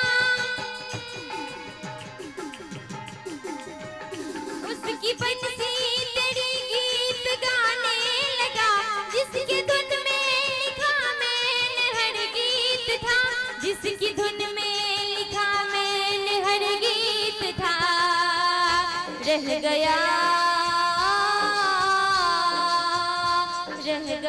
प्रेम मेरा धरा का धरा, रह गया प्रेम मेरा धरा का धरा। तेरा दीवाना कैसे हुआ साबरा, राधा रानी हमें भी बता दे जरा, राधा रानी हमें भी बता दे जरा। तेरा दीवाना कैसे हुआ साबरा, तेरा दीवाना कैसे हुआ साबरा। राधे राधे रटे हर घड़ी बाबरा, राधे राधे रटे हर घड़ी बाबरा। तेरा दीवाना कैसे हुआ साबरा, राधा रानी हमें भी बता दे जरा, राधा रानी हमें भी बता दे जरा। तेरा दीवाना कैसे हुआ साबरा, तेरा दीवाना कैसे हुआ साबरा, तेरा दीवाना कैसे हुआ साबरा, तेरा दीवाना कैसे हुआ साबरा। बोलिए बांके बिहारी लाल की, कृष्ण कन्हैया लाल की, राधा रानी सरकार की। जय श्री।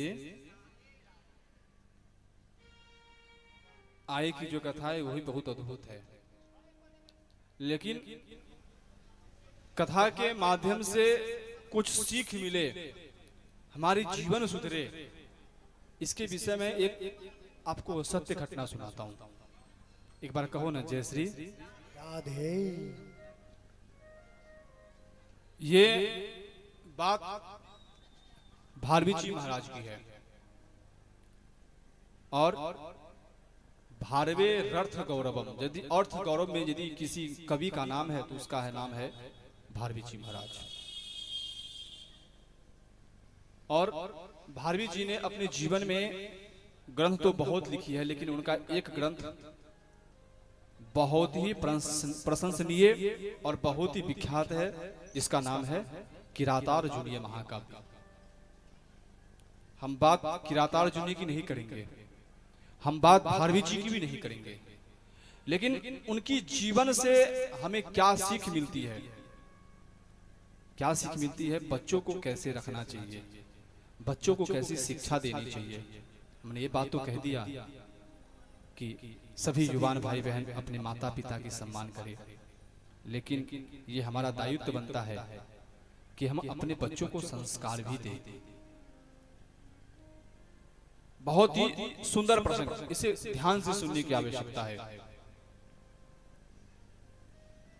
भारवी जी बहुत छोटे से परम यशस्वी, बुद्धिमान और पढ़ने में बहुत ही ज्यादा तेज, कम उम्र में ही बहुत सारा ज्ञान उन्होंने अर्जन कर लिया।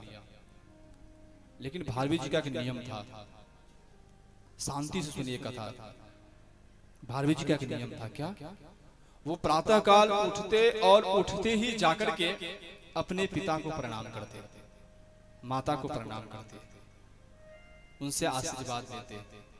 और आशीर्वाद में क्या मिलता? भारवी जी को अपने पिता के द्वारा उनको गालियां मिलती थी, फटकार मिलती थी।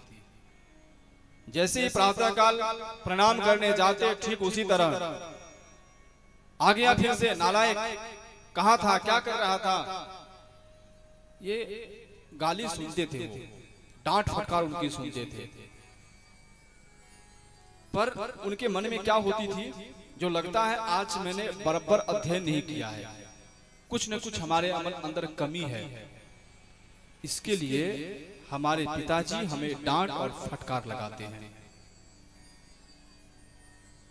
धीरे धीरे ये बात बढ़ती गई और पिता की हर डांट, हर फटकार उसको धीरे धीरे आगे लाती गई। एक बहुत सुंदर श्लोक है, श्लोक याद नहीं है कोई बात, इसका अर्थ जीवन में गांठ बांध कर रखना चाहिए। लालने बहवो दोषा ताड़येत बहवो गुणः, तस्मात् पुत्रं च शिष्यं च ताड़येत न तु लालयेत। जब बालक 5 वर्ष से अधिक हो जाता है तो लालने बहवो दोषाः, उसके अंदर बहुत सारे दोष उत्पन्न होने लगते हैं। ताड़येत बहवो गुणः, और धीरे धीरे उसको डांट, ताड़ना अर्थात मारना नहीं, ताड़येत धीरे धीरे डांट फटकार, बहवो गुणः, उसके अंदर बहुत सारे गुण उत्पन्न होने लगते हैं। तस्मात् पुत्रं च शिष्यं च ताड़येत न तु लालयेत। वो हमारा पुत्र हो या पुत्री हो अथवा शिष्य ही क्यों न हो, उसको समय समय पर उसको ताड़न देना जरूरी है, उसको डांट, उसको फटकार देना जरूरी है, नहीं तो बहुत सारे उनके अंदर दोष उत्पन्न हो जाएंगे। इसलिए बाबा तुलसीदास जी भी कहते हैं, भय बिन हो ही न प्रीति। जब तक किसी से भय नहीं होगा, ना किसी को हम भय नहीं देंगे, तब तक उसके अंदर प्रेम नहीं जगेगा। और यही चीज भारवी जी के साथ होने लगी। धीरे धीरे बहुत बड़े विद्वान हो गए और एक दिन की बात है कि एक राजा ने उन्हें आमंत्रण दिया और आमंत्रण पाकर के भारवी जी महाराज गए और वहां से सर्वश्रेष्ठ विद्वान का पुरस्कार उन्होंने प्राप्त किया।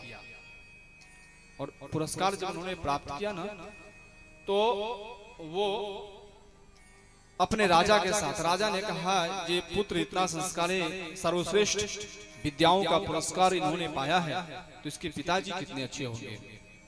राजा की मन में इच्छा हुई इनके पिताजी का दर्शन करेंगे।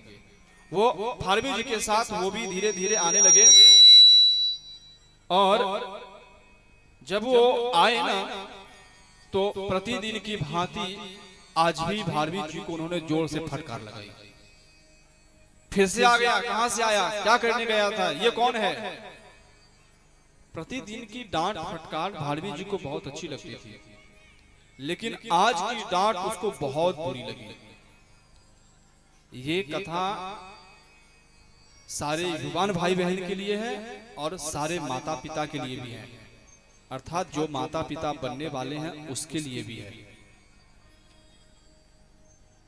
आज मन में गांठ बांध दी, क्या बात है, आज पिता फिर से हमें डांटे। और चलो ठीक है, अकेले में डांट फटकार उनकी मुझे बहुत अच्छी लगती थी, लेकिन आज जिसने सर्वश्रेष्ठ विद्वान का मुझे पुरस्कार दिया, ये राजा आज हमारे साथ आए और राजा के सामने में इन्होंने मुझे आज अपमानित किया। आज मैं अपने पिताजी को नहीं छोड़ूंगा। मन में संकल्प कर लिया, अब मैं अपने पिताजी को जीवित न रहने दूंगा। मैं अपने पिताजी को अब जितना जल्दी होगा उसको मार दूंगा। मैं ऐसा संकल्प लिया। राजा अपने राज्य को चले गए और भारवी जी महाराज जाकर के अपने घर में सो गए। सायं काल का समय था। उसकी माँ ही, बेटा कुछ खा लेते, मना कर दिया, नहीं मुझे भूख नहीं है, मैं आज नहीं खाऊंगा। प्रातः काल फिर से कुछ भोजन लेकर के गई माँ, बेटा रात में तो नहीं खाया था, अभी तो खा ले। नहीं मैं नहीं खाऊंगा, मुझे भूख नहीं है।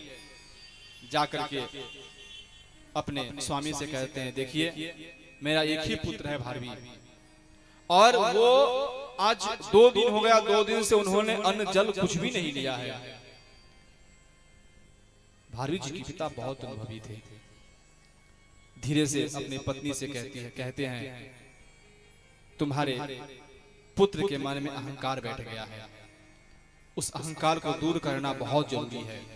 नहीं खाता है कोई बात नहीं, 2 दिन हो गया, 3 दिन हो गया, आज 3 दिन तक मां जाती रही खाना लेकर के, लेकिन उन्होंने मना करते गए, नहीं मैं नहीं खाऊंगा। आज बहुत रोई उसकी मां। आकर के बोलते हैं, देखिए यदि भारवी जी को जाकर के आप नहीं मनाएंगे तो आज के बाद मैं भी खाना खाना बंद कर दूंगी। मेरा एक ही पुत्र है ना भारवी, वो भी मर जाएगा तो फिर मेरा कौन पुत्र होगा। बोले ठीक है, यदि आज रात्रि काल में यदि भोजन नहीं करेगा तो मैं सुबह जाऊंगा, उसको मना करके लाऊंगा। जब रात्रि काल में फिर से गई मां तो फिर से मना कर दिया, नहीं मैं नहीं खाऊंगा। आज भारवी जी महाराज मन में विचार कर लिए, जो मैं अपने पिताजी को आज मार दूंगा। कहो ना जय श्री, ध्यान से सुनिएगा। एक कटार लेकर के जब भोजन कर रहे थे भारवी जी के पिताजी, उनकी मां उनको भोजन करा रही थी, तो एक कटार लेकर के दरवाजे पे खड़े हो गए। जैसे ही मेरे पिताजी आज भोजन करके बाहर निकलेंगे हाथ धोने के लिए, मैं अपने पिता की उसी समय मार दूंगा। और जब वो कटार लेकर के चुपचाप खड़े थे, उनके पिता भोजन ले रहे थे, उस समय फिर से उसके मां ने कही, आज फिर से भारवी ने भोजन नहीं किया है। उस समय वो अपने पत्नी से कहते हैं, सुनो ये बात सत्य है, आज भारवी 3 दिन से भोजन नहीं। भारवी जी खड़े ये सारे बात सुन रहे हैं। बोली देवी, आज तेरा पुत्र इतना विद्वान है, सर्वश्रेष्ठ विद्वान का पुरस्कार उसे मिला है। पता है क्यों मिला है? क्योंकि मेरी प्रतिदिन की डांट और फटकार ही उसको आज सर्वश्रेष्ठ विद्याओं का पुरस्कार उसे मिला है। यदि मैं अपने भारवी को डांट फटकार नहीं करता, समय समय पे उसको मारता नहीं, तो आज इतना बड़ा विद्वान नहीं होता। हाँ, ये बात जब भारवी जी सुने, भारवी जी की आंखों से झरझर झरझर आंसू गिरने लगे। जिस पिता ने मेरे लिए इतनी भलाई सोची, आज उसको मैं मारने चला था, चले गए और जाकर के सो गए। पूर्व में जैसे प्रतिदिन प्रातः काल उठ करके अपने पिता को प्रणाम करते थे, ठीक आज ब्रह्म मुहूर्त में उठे, स्नानादि से निवृत्त हुए और गए दौड़ करके अपने पिताजी को आज फिर से प्रणाम किया भारवी जी ने। कहो न जय श्री, फिर से प्रणाम किए और फिर से फटकार लगाई उनकी पिता ने। आज तो जोर से लात मारी, भाग, फिर से आ गया। कहां था 2 दिन तक, कहां चला गया था 2 दिन तक, दिखाई नहीं दे रहा था। इस बार भारवी जी ने और जोर से पैर पकड़ लिया। पिताजी आज हमारे ऊपर कोई फर्क नहीं पड़ेगा आपका। अच्छा क्या हुआ आज? हाथ जोड़ के खड़े हो गए। पिताजी मैंने मानसिक रूप से अपने पिता को मार दिया है। अच्छा कितने पिता है तेरे? तेरे तो एक ही पिता है और मैं हूं, तूने कब मारा?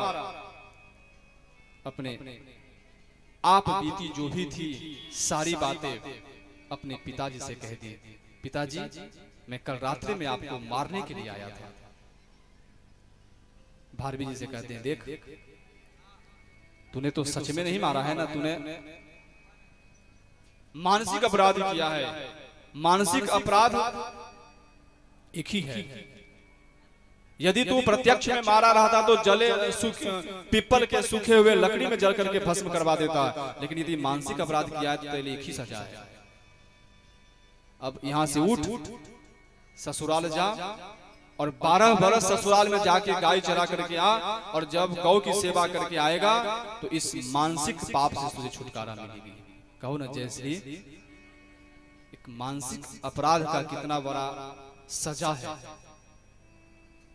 भारवी जी स्वीकार कर लिए, गए ससुराल चले गए।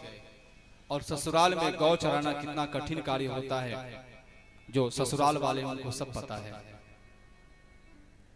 जाकर के उन्होंने 12 वर्ष गौ की सेवा करी और उस गौ की सेवा के अंतर्गत उन्होंने एक ग्रंथ लिखी। ग्रंथ तो कई लिखी, लेकिन उन्होंने एक ग्रंथ लिखा जिसका नाम था किरातार्जुनीय महाकाव्य। वो उस काव्य को लेकर के जब आ रहे थे, 12 वर्ष पूरा हुआ जब वो आ रहे थे, तो आते आते एक राजमहल पड़ा। राजमहल से जब आ रहे थे तो राजा अपने छत पर खड़े थे और छत से देखे कि कोई ब्राह्मण एक हाथ में ग्रंथ लेकर के जा रहा है। उस समय ग्रंथ की बहुत महिमा हुआ करती थी। दौड़ के गए और उस ब्राह्मण को पकड़ लिए। कौन हो? मेरा नाम भारवी है। हाथ में क्या है? ये मैं 12 वर्ष अपने ससुराल में गौ चरा करके तप किया, उस 12 वर्ष के अंतर्गत ये मैंने ये ग्रंथ लिखी है। ब्राह्मण देवता ये ग्रंथ मुझे दे दो। नहीं, ये ग्रंथ मैं आपको नहीं दूंगा। ये मेरा 12 वर्ष का तप है। उसे आदरपूर्वक बुला करके राज्य में लाए। बोले मैं संपूर्ण राज दे दूंगा, ये मुझे ग्रंथ दे दो। बोले नहीं, ये ग्रंथ मैं नहीं दूंगा। लेकिन राजन आपने मुझसे मांगा है, और यदि राजा कुछ मांगे तो उसको मना नहीं करना चाहिए, क्योंकि उस समय जो राजा होते हैं भगवान के तुल्य होते हैं, और आपने मांगे हैं तो मैं आपको जरूर दूंगा। और उस ग्रंथ में से एक श्लोक निकाल करके उनको दिए और कहे राजन ये श्लोक मैं आपको गिरवी दे रहा हूं।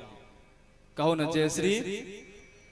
ये क्या कर रहा हूं? ये जो एक श्लोक है ना, ये श्लोक में गिरवी दे रहा हूं 100 स्वर्ण मुद्राएं पर, और जब मेरी मर्जी होगी तब मैं 100 मुद्राएं आपको दूंगा, और ये मैं श्लोक को लेकर के चला जाऊंगा। और बहुत ही वियोगिनी छंद में बहुत ही सुंदर श्लोक है ये। सहसा विदधीत न, सुनाते हैं वियोगिनी छंद का श्लोक। सहसा विदधीत न क्रिया अविवेक परमापदं पदं व्रेणुते विमृश्य कारिणं गुणलुब्धा स्वयमेव संपदः। बहुत ही प्यारा छंद है ये वियोगिनी छंद। और वियोगिनी अर्थात जो व्यक्ति रो रहा है, और रोते हुए जो कुछ गाता है उसको वियोगिनी बोलते हैं। और उस छंद में बहुत ही सुंदर श्लोक सहसा विद, वो राजा ने वो श्लोक लेकर के पूरे राज्य में अंकित करवा करके लिखवा दिया, जहां जाए वहां वो श्लोक दिखे। श्लोक का अर्थ बहुत ही प्यारा, सहसा विदधित न क्रियाम। ये ध्यान रखने वाली बात है, सबको ध्यान रखनी चाहिए। यदि हम शास्त्र से भटके तो हमें बचाने वाला कोई नहीं मिलेगा। सहसा विदधित न क्रियाम। भारवी जी महाराज उस श्लोक के माध्यम से कहते हैं, यदि कोई भी कार्य करना पड़े ना तो उसको तुरंत नहीं कर लेना चाहिए, पहले विचार करना चाहिए। कोई भी बड़ी निर्णय ले तो उसको अचानक नहीं लेना चाहिए, जो होगा देखा जाएगा पहले कर लेते हैं। ये मूर्ख का लक्षण है, कल हमने बताया था। सहसा विदधित न क्रियाम क्रियाम सहसा। कोई भी कार्य कर रहे हैं बड़े तो पहले उसमें खूब विचार करिए। अविवेकः परमा पदाम पदम, और उसको विवेक पूर्वक करे, अविवेक से नहीं करे, विवेक पूर्वक समझदारी से करे। गुणलुब्धा स्वयमेव संपदा। और यदि ये सब ध्यान रखते हैं तो उसको जीवन में कभी दुख नहीं होती है। परिणाम क्या होगा देखिए, वो गिरवी रख करके चले तो गए वो, और जब वो चले गए अपने घर, इधर क्या हुआ, एक दासी थी, और जो दासी थी रानी की, एक दिन रानी से उसकी तूतू में हो गई। कहो ना जयश्री, एक दिन तूतू में उससे हो गई। मन में गांठ जाकर के राजा से कहती है, राजा को बहुत प्रिय थी वो दासी, क्योंकि घर की दासी थी। कहती है जो रानी का चरित्र अब ठीक नहीं रहा। राजा को मन में बड़ा क्रोध हुआ, लेकिन सोचे नहीं, उनकी नजर कहां पड़ी, सहसा विदधित न। आए कुछ दिन बाद अपने रानी से कहते हैं, देख मैं शिकार खेलने के लिए बहुत दिनों के लिए बाहर जा रहा हूं, लगता है महीनों लग जाएंगे आने में, और जब महीनों लग जाएंगे तो आराम से रहना, और अपने पूरे सैनिकों के साथ खाने पीने का सारा सामान लेकर के घोड़े पर बैठे, रथ पर बैठ करके लिए चले गए। अपने राज्य से बाहर गए। राज्य से बाहर जाकर के वो वहां पे रात्रि काल में रुके, और रात्रि काल में रुके और अपने सैनिकों से कहते हैं, रुको मैं थोड़ी देर में आता हूं।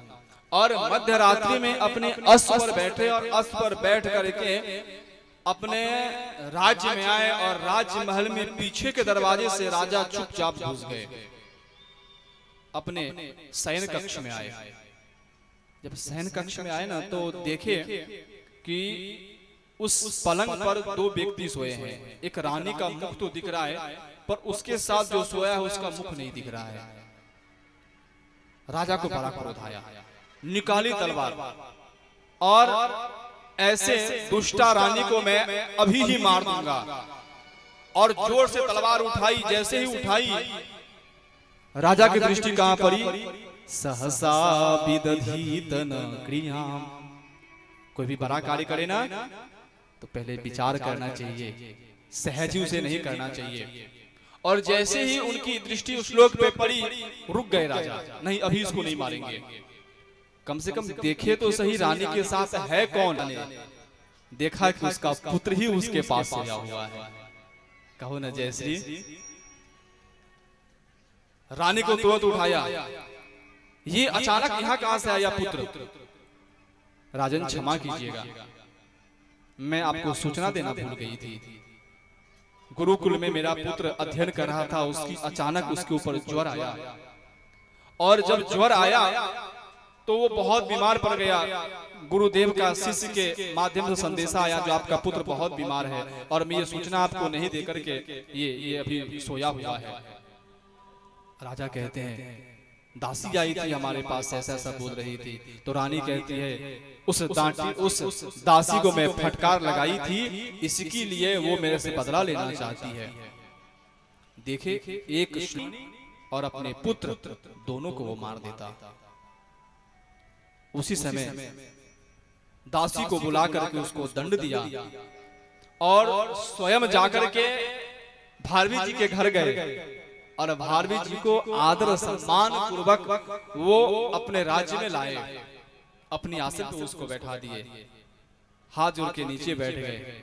ब्राह्मण देवता, आपने कहा था कि ये श्लोक 100 स्वर्ण मुद्राएं मैं गिरवी दे रहा हूं। ब्राह्मण देवता, ये यदि एक श्लोक की कीमत मैं संपूर्ण राज्य भी रख दूं ना तो भी कम पड़ेगा ये श्लोक का। हाँ? एक श्लोक राजा की जिंदगी बर्बाद होने से बचा लिया। एक बात कहूं, हमें पता है ये आप लोगों को श्लोक नहीं याद होगी, लेकिन इतना जरूर हमें पता है इसका अर्थ आप लोगों के दिमाग में बैठ गया होगा और बैठाना भी चाहिए। सज्जनों, कभी भी यदि कोई कार्य बड़ा करना पड़े ना, उसे विचार करना चाहिए, उसको 2-5 लोगों से समझना चाहिए, सहजी उसे नहीं करना चाहिए। कितनी सारी सीख इस कथा से मिलती है। हम ऐसे भागवत की कथा आपको सुना दे और ये सीख यदि आपको यहाँ से मिले तो आपकी जीवन सुधर जाएगी। इस कथा से यदि 2-4 लोग भी इस कथा को समझ पाए होंगे तो ये कथा को कहना मेरा सफल रहेगा। कहो न जय श्री। हाँ, अनेकानेक कथा है। आगे की जो कथा है वो सुखदेव जी महाराज कहते हैं, राजन, एक समय की बात है, बृहस्पति जी महाराज लक्ष्मी नारायण का दर्शन करने के लिए वैकुंठ गए और जब वहां गए तो बृहस्पति को अनन्य भक्त समझ करके नारायण ने अपने गले की माला बृहस्पति को पहना दी। ध्यान से सुनिएगा कथा, बहुत अद्भुत कथा है। बृहस्पति जी लक्ष्मी नारायण से मिलने के गए वैकुंठ में और जब वहां गए तो अनन्य भक्त समझ करके उन्होंने अपनी माला बृहस्पति देव को पहना दी। और बृहस्पति देव जी जब आ रहे थे वैकुंठ से तो रास्ते में उनके परम शिष्य मिले देवराज इंद्र, हाथी पर बैठे हुए थे। उन्होंने सोचा ये नारायण का दिया हुआ प्रसाद है, ये मेरा क्या काम है, मैं ये माला अपने शिष्य को दे देता हूं। और वो अपनी दी हुई माला बृहस्पति जी ने इंद्र को पहना दी। इंद्र ने क्या किया उसका महत्व तो नहीं समझा और इंद्र ने वो माला लेकर के हाथी को पहना दिया। हाथी ने क्या किया, सूंड में घुमाई, नीचे फेंक दी और हाथी ने उस माला को कुचल दिया। बृहस्पति देव जी देखे, इस नासमझ को तो देखो, ये नारायण की गले की माला हमें दिया, मैं अनन्य भक्त समझ करके मैंने इसको दिया और इन्हें माला का अपमान कर दिया। एक बात कहूं, यदि किसी मंदिर से कोई भी पुजारी, कोई भी ब्राह्मण देवता यदि आपको गले में माला पहनाते हैं ना तो कहीं इधर उधर नहीं फेंकना चाहिए। कहो ना जय श्री। हम लोगों की आदत होती है, पंडित जी माला पहनाए, मंदिर से बाहर निकले, कहीं भी फेंक दिए। फेंकना नहीं चाहिए। इससे किसका अपमान होता है? स्वयं नारायण का अपमान होता है। बृहस्पति देव जी देखे, बड़ा क्रोध आया। इंद्र, जिस अहंकार में तू यहाँ बैठा है, जा तो अब इंद्रासन से नीचे गिर जा। एक दिन की बात है, इंद्र अपने सिंहासन पर बैठ के अप्सराओं का नृत्य देख रहा था, आनंद कर रहा था। और उसी समय बृहस्पति देव जी आए और बृहस्पति देव जी को देखे और देखकर उन्होंने अनदेखा कर दिया। और उसी समय उन्होंने देवताओं को त्याग करके अदृश्य हो गए बृहस्पति जी महाराज। ये बात दैत्यों को पता चली। जो देवराज इंद्र से रुष्ट हो गए हैं, बृहस्पति जी महाराज अदृश्य हो गए हैं। उन्होंने आक्रमण कर दिए स्वर्ग पर, देवताओं को परास्त कर दिया और देवताओं को परास्त करके स्वयं वहां का राजा बन गया। अब इंद्र इधर उधर भटकने लगा, क्या करूं? जीवन में कभी भी अपने गुरु का अपमान नहीं करना चाहिए, चाहे हमारे गुरु कैसे भी क्यों ना हो, बुरे ही क्यों ना हो, हमारे लिए वो हमारे गुरु भगवान हैं। इंद्र क्या किए, नीचे आए और विश्वरूप को, त्वष्टा ऋषि के पुत्र थे विश्वरूप, जिसके 3 मुख थे। एक मुख से देवताओं का यजन करते थे, दूसरे मुख से दैत्यों का यजन करते थे और तीसरे मुख से स्वयं भोजन लेते थे। इंद्र उनके पास आए, हाथ जोड़ी और बहुत अनुनय विनय करने के बाद माने और देवताओं के गुरु बन गए विश्वरूप जी। और उन्होंने उस समय नारायण कवच का उपदेश दिया। यह नारायण कवच बहुत ही अद्भुत कवच है और वो नारायण कवच का पाठ करके जीवन में कभी भी घर में अशांति हो, ऐसा लगे हम सुरक्षित नहीं हैं, ऐसा लगे कि दुश्मनों ने चारों तरफ से घेर लिया है, कभी भी हमारे ऊपर विपत्ति हो सकती है, कभी भी दुश्मनों का हमारे ऊपर आक्रमण हो सकता है, तो यदि हो सके ना, हो सके नहीं, करना ही चाहिए अपने घर में श्रीमद् भागवत जी से नारायण कवच निकाल करके नारायण कवच का पाठ करना चाहिए। नारायण कवच अर्थात सुरक्षा करने वाला ये स्तोत्र, ये मंत्र। और यदि हम सक्षम नहीं है ना, तो विद्वान ब्राह्मणों को बुला करके अपने घर में नारायण कवच का पाठ कराना चाहिए। और इस नारायण कवच के पाठ से दुश्मन भी हमारे मित्र बन जाते हैं। कहो न जय श्री। और दुश्मनों पर हमारी विजय होती है। उस समय नारायण कवच का उपदेश दिया विश्वरूप जी ने, और उस समय नारायण कवच का पाठ करके पुनः दैत्यों को परास्त किया इंद्र ने, और पुनः स्वर्ग का राजा बन गए। यह नारायण कवच का फल। और एक दिन देखे कि इंद्र ये विश्वरूप यज्ञ कर रहे हैं, एक मुख से देवताओं का यजन कर रहे हैं, दूसरे मुख से दैत्यों का यजन कर रहे हैं।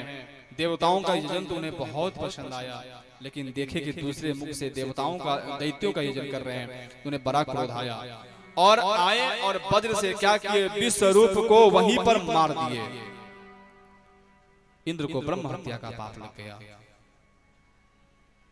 और ब्रह्म हत्या का जब उसे पाप लगा तो इधर उधर भटकने लगा। ये बात उनके पिताश्री को पता चली, त्वष्टा ऋषि को। और जब त्वष्टा ऋषि को पता चला तो उन्होंने यज्ञ किया, और उस यज्ञ में मंत्र पढ़ी, जो जिसने मेरे पुत्र को मारा है उसको मारने वाला इस यज्ञ कुंड से प्रकट हो जाए। और जैसे उन्होंने आहुति डाली, उससे एक बहुत विशाल, जिसका नाम पड़ा वृत्तासुर, वो वृत्तासुर हवन कुंड से प्रकट हो गया। और वो वृत्तासुर देखते देखते ही विशाल रूप ले लिया, और दोनों का युद्ध हुआ। युद्ध में एक बार वृत्तासुर परास्त हुआ, लेकिन घोर तप करने लगा। लेकिन देवताओं ने कहा, देखो ये वृत्तासुर साधारण नहीं है, ये जब वरदान प्राप्त करके आएगा तो हम सभी देवताओं को स्वर्ग से च्युत कर देगा। ये क्या करना चाहिए? सभी ब्रह्मा जी के पास गए, और ब्रह्मा जी उन्हें मार्गदर्शन देते हैं। देखो, कहो न जय श्री। ब्रह्मा जी ने कहा, देखो अभी अभी पृथ्वी पर एक ऋषि है जिसका नाम है दधीची ऋषि। दधीची ऋषि अपने अस्थियां दे दे और इंद्र उस अस्थियां से वज्र का निर्माण कर ले तो वृत्तासुर मारा जा सकता है। और उस समय सारे देवता दधीची ऋषि के पास आए, और दधीची ऋषि के पास आकर वहां पर अनुनय विनय करने के बाद अपने गौ को आवाहन करके दधीची ऋषि योगाग्नि में बैठ जाते हैं, और गौ जीभ से चाटते चाटते, जीभ से चाटते चाटते उस दधीची ऋषि के सारे अस्थियां, मांस वो गौ खा जाती है, और केवल हड्डियां बच जाती है। और हड्डी दधीची ऋषि इंद्र को देते हैं, और इंद्र उस दधीची ऋषि के अस्थि से वज्र का निर्माण करते हैं। और वज्र के निर्माण करके वृत्तासुर के साथ युद्ध होता है, और उस युद्ध में वृत्तासुर मारा जाता है। परीक्षित जी महाराज प्रश्न कर देते हैं, गुरुदेव क्या उस त्वष्टा ऋषि के मंत्र में शक्ति नहीं थी क्या? त्वष्टा ऋषि ने तो संकल्प किया था कि इंद्र को मारने वाला इस यज्ञ कुंड से उत्पन्न हो जाए, लेकिन इंद्र के द्वारा कैसे मर गया? सुखदेव जी महाराज कहते हैं, राजन ये संकल्प का फेर है। कैसे संकल्प का फेर? परीक्षित जी महाराज से कहते हैं, सुखदेव जी महाराज, हे राजन, जब वो बोल रहे थे कि इंद्र के द्वारा, मेरे पुत्र के द्वारा इंद्र मारा जाए, उसमें रेप छूट गई थी और संकल्प के असंकल्प में आ गया इंद्र के द्वारा मेरे पुत्र मारा जाए। इसीलिए विद्वान ब्राह्मणों को बुला करके संकल्प पूजा पाठ आदि करवानी चाहिए। कहो न जो मारने वाला इंद्र से मर गया। एक बात बताऊं, कुंती का नाम लेने से, कुंती द्रौपदी ये सब नाम लेने से प्रातः काल बहुत पुण्य होता है। और कुंती में जो नौ है ना, बहुत आधी नौ है, छोटी नौ। कुंती में जो नौ है वो बहुत छोटी नौ है। एक कुंती बोलने से प्रातः काल बहुत सारे पुण्य प्राप्त होते हैं। और वही प्रातः काल कुंती में से यदि छोटी सी नौ हटा जाए और बोल के देखिए क्या होता है। जोर से नहीं बोलना है। जयश्री, आप समझदार हैं। एक छोटी सी रेप पाप को देने वाली हो जाती है। और यही भूल त्वष्टा ऋषि से वहां पे हुई थी। और त्वष्टा ऋषि ने उस रेप का भूल किया और इंद्र को मारने वाला आज इंद्र से मर गया। इसलिए ध्यान रखना चाहिए, कभी भी अवसर पड़े ना, बड़े बड़े यज्ञ अनुष्ठान ये सब कराए ना, तो विद्वान ब्राह्मणों को बुला कर कराए। इसका कहने का तात्पर्य ये नहीं है जो कम पढ़े लिखे हैं उन ब्राह्मण को लगता होगा जो हमारे लिए महाराज जी गलत बोल रहे हैं। नहीं जी, हमने पहले दिन ही कहा था, अविद्यो वा सविद्यो वा ब्राह्मणों माम कीर्तनो हो। जो पढ़ा लिखा है अथवा मूर्ख है वो ब्राह्मण भगवान के आत्मा के लिए, आत्मा के स्वरूप है, वो भगवान के एक एक अंग है। तो और ब्राह्मण को विद्वान होना ही चाहिए। और यदि हमारी बात अभी पूरी लगे जो मैं कम पढ़ा लिखा हूं, तो ब्राह्मण पूरी जीवन पढ़ाई करता है, अभी भी कुछ नहीं बिगड़ा है। खूब अध्ययन करना चाहिए। यदि हम अपना कर्म छोड़ दे तो हमारी दुर्गति कोई नहीं बचा सकती है। कहो ना जयश्री, ये सबके लिए है, ये केवल ब्राह्मण के लिए नहीं, ये सबके लिए है। यदि कोई भी आरोपण करता है तो उसकी गलती है। एक छोटी सी मैं एक बात लिखा करता था, कभी कभी मन में होती थी तो मैं एक लिखा करता था। 18 वर्ष की उम्र में यदि कोई कहता है कि मैं गरीब हूं तो मानने वाली बात है, ये कोई बड़ी बात नहीं है। 18 साल की उम्र में, 20 साल की उम्र में कहे कि मैं गरीब हूं, स्वीकार गलती है। किसकी गलती है? उसकी खुद की गलती है, क्योंकि श्रम नहीं किया, परिश्रम नहीं किया। तो किसी पे दोषारोपण नहीं करना चाहिए। होकर के मर, धर्म अर्थ काम मोक्ष ये 4 पुरुषार्थ है। सबसे पहले यदि धन कमाना हो तो क्या करना चाहिए? पौरुषज्ञ हमारा निर्माण। 4 पुरुषार्थ है, उसमें 4। और जब बड़े बड़े ऋषि महात्मा को अभी तो कम देखने को मिलते हैं, सुने होंगे, अभी भी होती है। कई आश्रम, कई मंदिर, कोई ऐसे बड़े बड़े दानदाता आते हैं और दानदाता इतनी सारे दान देकर के कैसे वो मंदिर, वो कैसे आश्रम निर्माण करा देते हैं पता भी नहीं चलता है। पता है कैसे? क्योंकि उस महात्मा का पर विवश करती है, तुम्हारे पास बहुत धन है, दान करो दान करो दान करो। और वो बताओ, कभी ऋषि को आपने खेतों मेहनत करते हुए देखा है? कहो ना जयश्री, कभी उसे कुदाल चलाते हुए देखी है? कभी मिट्टी धोते हुए देखा है ऋषि महात्माओं का उनको आश्रम के निर्माण करने के लिए? कहो ना जयश्री।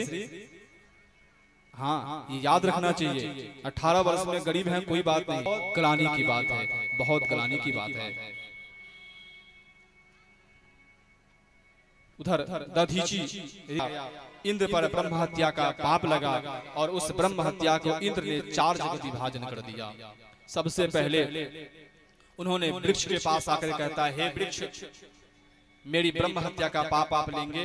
वृक्ष ने कहा, मैं पाप तो ले लूंगा, पर इसके बदले में हमें क्या मिलेगा?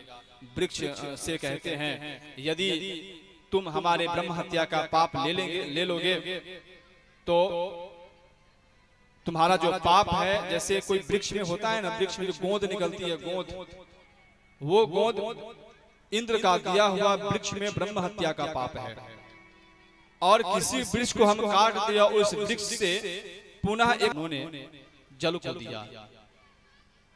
ये जो जल है और जल में जो बूंद-बूंदा आती है, जैसे हमने इस पात्र से इस पात्र में जल लिया और जल में जो बूंद-बूंदा है वो बूंद-बूंदा इंद्र का दिया हुआ ब्रह्म हत्या का पाप है। और उस जल में जो शीतलता है, ठंडक, वो शीतलता इंद्र का दिया हुआ वरदान है। तीसरा पाप उन्होंने भूमि को दिया, पृथ्वी को दिया। कई भूमि कहीं कहीं ऊसर वज्र भूमि होती है, वो वज्र भूमि इंद्र का दिया हुआ पाप है और वो पुण्य है। और बहनों को दिया, माता और बहनें को जो मासिक धर्म होती है, इंद्र का दिया हुआ पाप है। और उस मासिक धर्म के बाद जब मस्तक से पाप था, उस 4 जगह विभाजन किया और पुनः वो अपने स्वर्ग पे आधीन हुए। कहिए न जय श्री। आई कथा जो है सुखदेव जी महाराज परीक्षित से कहते हैं। सुखदेव जी महाराज कहते हैं, राजन परीक्षित, जब पता चला हिरण्यकशिपु को मेरा भाई मारा गया है, बाराह के पुनः घर आता है, उसकी पत्नी कयाधु से कहता है, आज मेरा यात्रा सही नहीं रहा, क्या हुआ? तो आज तोते ने राम राम कही है कि ब्रह्मा जी को मजबूरन उनके पास आना पड़ा। ब्रह्मा जी से वरदान मांगता है, हे ब्रह्मदेव मुझे ऐसा वरदान दीजिए कि मैं अमर हो जाऊं। कहो न जय श्री। अभी कथा स्पीड चल रही है, थोड़ी सी ध्यान गई कथा छूट जाएगी। तो मरु न बाहर मरु, न भीतर मरु, न अस्त्र से मरु, न शस्त्र से मरु, न नर से मरु, न नारायण से मरु। जितना हो सका उनने वरदान मांगा, तथास्तु कह करके ब्रह्मा जी चले गए। मेरे पत्नी को लेकर के चला गया है। नारद जी को पता चला, मारने के लिए जा रहा है और कयाधु गर्भवती है। इंद्र को समझा, इसके गर्भ में जो बालक है ना, होनी चाहिए, कीर्तन करनी चाहिए। कयाधु को लेकर के वो जब आश्रम में आते हैं तो वहां कीर्तन हैं, तो पता चला नहीं, नारद जी तो हमारी पत्नी को और बच्ची की रक्षा करी है। फिर वह अपने पत्नी कयाधु को लेकर के वह अपने महल में आते हैं और आकर के उन्होंने समस्त देवताओं को इस प्रकार हिरण्यकशिपु को 4 संतान होता है, 4 पुत्र, संलाद, अहुलाद, लाद और प्रहलाद। कयाधु माँ के 4 पुत्र होते हैं हिरण्यकशिपु के, सहलाद, अहुलाद, लाद और प्रहलाद। एक पुत्रिका के पुत्र पंचजन्य होता है। लाद की पत्नी विदध्वनि, विदध्वनि के 2 पुत्र होते हैं, आतापी और बातापी और इलबल। और अहुलाद की पत्नी होती है सुरम्या, सुरम्या के 2 पुत्र होते हैं, वास्कल और महिषासुर। कहो न जय श्री। तो इस प्रकार ये कथा है। और लाकर के गुरुकुल में जाना, प्रहलाद का गुरुकुल से दैत्य पुत्रों को हरि का उपदेश देना, अपने पिता के द्वारा हिरण्यकशिपु प्रहलाद को बार बार मारने का प्रयत्न करना। एक दिन कहना, भय नहीं लगता है पुत्र? बोले नहीं लगता है। उन्होंने क्या किया, के साथ उसको बैठा दिया। उसके बहन को वरदान था, जो ये अग्नि में जब चुनरी लेके बैठेगी तो नहीं जलेगी। तेज हवा आई, चुनरी उड़ गई और जैसे चुनरी उड़ी, सिंहिका वहीं पे जल गई और प्रहलाद को कुछ भी नहीं हुआ। फिर से लाए, मारने का प्रयत्न करने लगे। फिर से पूछे, भय नहीं लगता है? प्रहलाद जी महाराज कहते हैं, राम राम कुत जपताम कुतो भयम, सर्व पाप समनीक भेषजम, पश्यतात मम गात्र सन्निधौ, पाप कोपि सलिलायते धुना। पिताजी, जो राम नाम का जप करता है उसको भय नहीं लगता है। आपको विश्वास नहीं हो रहा ना, तो राम नाम जपताम कुतो भयम, मुझे देख लीजिए, मुझे कहाँ भय होता है। पश्चात मम गात्र सन्निधौ, अभी अभी आपने मुझे अग्नि में डाला है और मेरा प्रहलाद को मारने का प्रयास। बताओ कहाँ है तुम्हारे भगवान? काष्ठे न विद्यते देवो न पाषाणे न निर्मये, भावी ही विद्यते देवस् तस्मात् भावो ही कारणम। ये भाव के भूखे हैं भगवान। और कहा, इस खंभे में है तुम्हारे भगवान? बोले हाँ है। और एक गदा उठाई, हिरण्यकशिपु ने उस खंबे पर मारी, उस खंबे से विकराल रूप ले लिए। नृसिंह भगवान प्रकट हो गए और नृसिंह भगवान के साथ युद्ध होने लगा। नृसिंह भगवान उसे लेकर के द्वार पर आकर के अपने जंघे पर लेटा लिए और बोलते हैं, देख मैं नर हूँ कि नारायण हूँ? बोले आप नर भी नहीं है, नारायण भी नहीं है, पशु भी नहीं है। देख दिन है कि रात है? न दिन है न रात है, बाहर है कि भीतर है, न बाहर है न भीतर है, घर के चौखट में है। अस्त्र है कि शस्त्र है, न आपके हाथ में अस्त्र है न शस्त्र है। और भगवान ने उस हिरण्यकशिपु को अपने जांघ पर रखकर उनको सीने को विदीर्ण करके उसका उद्धार कर दिए। बोले भक्त वत्सल भगवान की, नरसिंह भगवान की। इस प्रकार से उनका उद्धार किए। प्रहलाद जी महाराज उनकी बहुत दिव्य स्तुति करते हैं। समय कम है। इसके बाद हिरण्यकशिपु का वध हुआ। भगवान नरसिंह बहुत क्रोधित थे। सारे गए मनाने के लिए लंबी लंबी जीभ, विकराल रूप, किसी के वश में न आए, किसी की बात न माने। लक्ष्मी महारानी को भेजे, अरे शायद उससे मानेंगे, उनसे भी नहीं माने। बोले जिसके लिए ये क्रोध हुए थे उसी को उनको भेजना पड़ेगा। प्रहलाद को लेकर के जैसे ही भगवान ने गोद में दिए, भगवान मुस्कुराने लगे और जीभ से प्रहलाद जी को चाटने लगे। कहो ना जय श्री। एक बार भरोसा करके तो देखिए भगवान के ऊपर, आपका हर कदम पे वो सहायता करेंगे। और इस प्रकार सुखदेव जी महाराज इस कथा को विराम करते हुए गजेंद्र मोक्ष की ओर ले जाते हैं। गजेंद्र मोक्ष की ओर एक त्रिकूट नामक पर्वत है। उस पर्वत पर हजारों वर्ष से एक हाथी रहता था जिसका नाम था गजेंद्र। उसके सैकड़ों परिवार थे। ये गजेंद्र कोई और नहीं, ये गजेंद्र हम और आप हैं। कहो न जय श्री। वो अपने परिवार में इतना घुल मिल गया था कि उसे पता नहीं था कि अब कब मेरे ऊपर काल मंडराएगा। एक दिन की बात है कि वो अपने पत्नी बच्चों के साथ वो तालाब में स्नान करने के लिए गया। और स्नान करते करते वो मदमस्त हो गया। एक ग्राह आया और ग्राह उस गजेंद्र को पांव को जोर से पकड़ लिया। और जैसे ही पकड़ा, हाथी को महसूस हुआ हाथी गजेंद्र अपनी ओर खींच रहा है। वो ग्राह अपनी ओर खींच रहा है। जल का जलचर था, बलवान था। अब हाथी को पता चला कि अब शायद मैं मर जाऊंगा, अब ये मुझे ग्राह मार देगा। वो भगवान की स्तुति करने लगा जिसका नाम है गजेंद्र मोक्ष। एक बार कहूं, जिस व्यक्ति की प्राण नहीं छूट रही हो, ये सीखनी चाहिए, जिस व्यक्ति की प्राण नहीं छूट रही हो उसको गजेंद्र मोक्ष का पाठ सुनाना चाहिए। ऐसे कई व्यक्ति होते हैं जो मरणासन पे रहते हैं, 2 वर्ष 3 वर्ष बीत जाते हैं, उसकी प्राण नहीं छूट रहती है। ऐसे व्यक्ति को गजेंद्र मोक्ष का पाठ सुनाना चाहिए, इससे शीघ्र ही मुक्ति हो जाती है। और बहुत ही सुंदर सोन्तः सरस्य रुबलेन गृहीत आर्तो उच्छिप्य सांबुजकरं गिरमाह कृच्छ्रान् दृष्ट्वा गरुत्मति हरिं उपात चक्रम नारायणा। हाथी ने सूंड बढ़ाई और सूंड से कमल का पुष्प लिए और नारायणाखिल गुरो भगवन नमस्ते। और जैसे उन्होंने नारायण कहा वैसे से भगवान को एक क्षण नहीं लगा।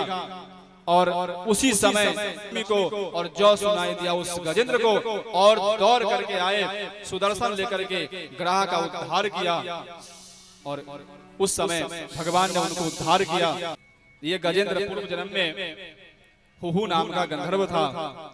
और ये ग्राह एक राजा था जो दुर्वासा ऋषि का से ये हाथी बना था। और उसका भी भगवान ने कल्याण किए। इसके बाद आज आप लोग विचार कर रहे हैं महाराज जी को क्या हो गया है। हमारे अंदर लोभ है थोड़ी सी। कैसी लोभ?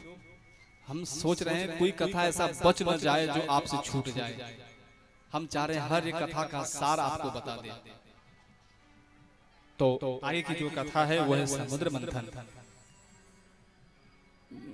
समुद्र मंथन में ये कथा लगभग बार बार सुनी होती है। अभी कुछ क्षण बाद हम वामन अवतार की झांकी देखेंगे। अब कुछ ही क्षण बाद हम वामन अवतार की झांकी देखेंगे। तो यदि झांकी तैयार हो गई होगी तो आप लेकर के आ सकते हैं। तो समुद्र मंथन हुआ और उस समुद्र मंथन में 14 प्रकार के रथ निकलते हैं। सबसे पहले विष निकलता है। सभी लोग विष लेकर के महादेव जी के पास जाते हैं, उनसे आग्रह करते हैं। उस समय में माँ पार्वती से पूछते हैं, देवता लोग विष लेकर के आया, इसे पीऊं? ये एक गृहस्थी के लिए बड़ी बात है। यदि कोई विशेष कार्य करना पड़े ना, और हम गृहस्थ जीवन में प्रवेश कर चुके हैं, तो अपने पत्नी से एक बार जरूर राय लेनी चाहिए। कहो ना जय श्री। हाँ, यदि गृहस्थ जीवन में प्रवेश करने या कोई बड़ा निर्णय लेना हो, तो अपने पत्नी से एक बार जरूर राय लेनी चाहिए। विष लेकर के आए महादेव जी के हाथ में विष, अपनी पार्वती से पूछती है, ये विष लेकर के आए हैं, पी लूं क्या? पार्वती जी कहती है, आपकी मर्जी। और शिव जी ने दूसरे का कल्याण हो, भला हो विश्व का, इसके लिए उन्होंने विष पान किया। देवताओं ने अमृत पिया, इसके लिए देव कहलाए। देवताओं ने अमृत पिया, इसके लिए देव कहाए। और शिव जी विष पिए, इसलिए महादेव कहलाए। महादेव कहलाए। ये विष प्यारे, इस संसार में रह के नाना प्रकार का विष होता है। कई लोग ऐसा कुछ कहेंगे जो लगता है उसको छोड़ूंगा नहीं, मार दूंगा। इस संसार में रहने के बाद, समाज में रहने के बाद जो विष आती है ना, बातों रूपी विष, उस विष को हृदय में नहीं लेना, उस विष को गले में रख लेना चाहिए। और शिव जी ने उस विष को गले में रोक करके उन्होंने रख लिया, इसलिए उनका दूसरा नाम पड़ा नीलकंठ महादेव की जय। और उसके बाद समुद्र मंथन में अनेक प्रकार के रत्न निकले। सबसे पहले कामधेनु निकली। कामधेनु ने ब्राह्मणों को दे दिया।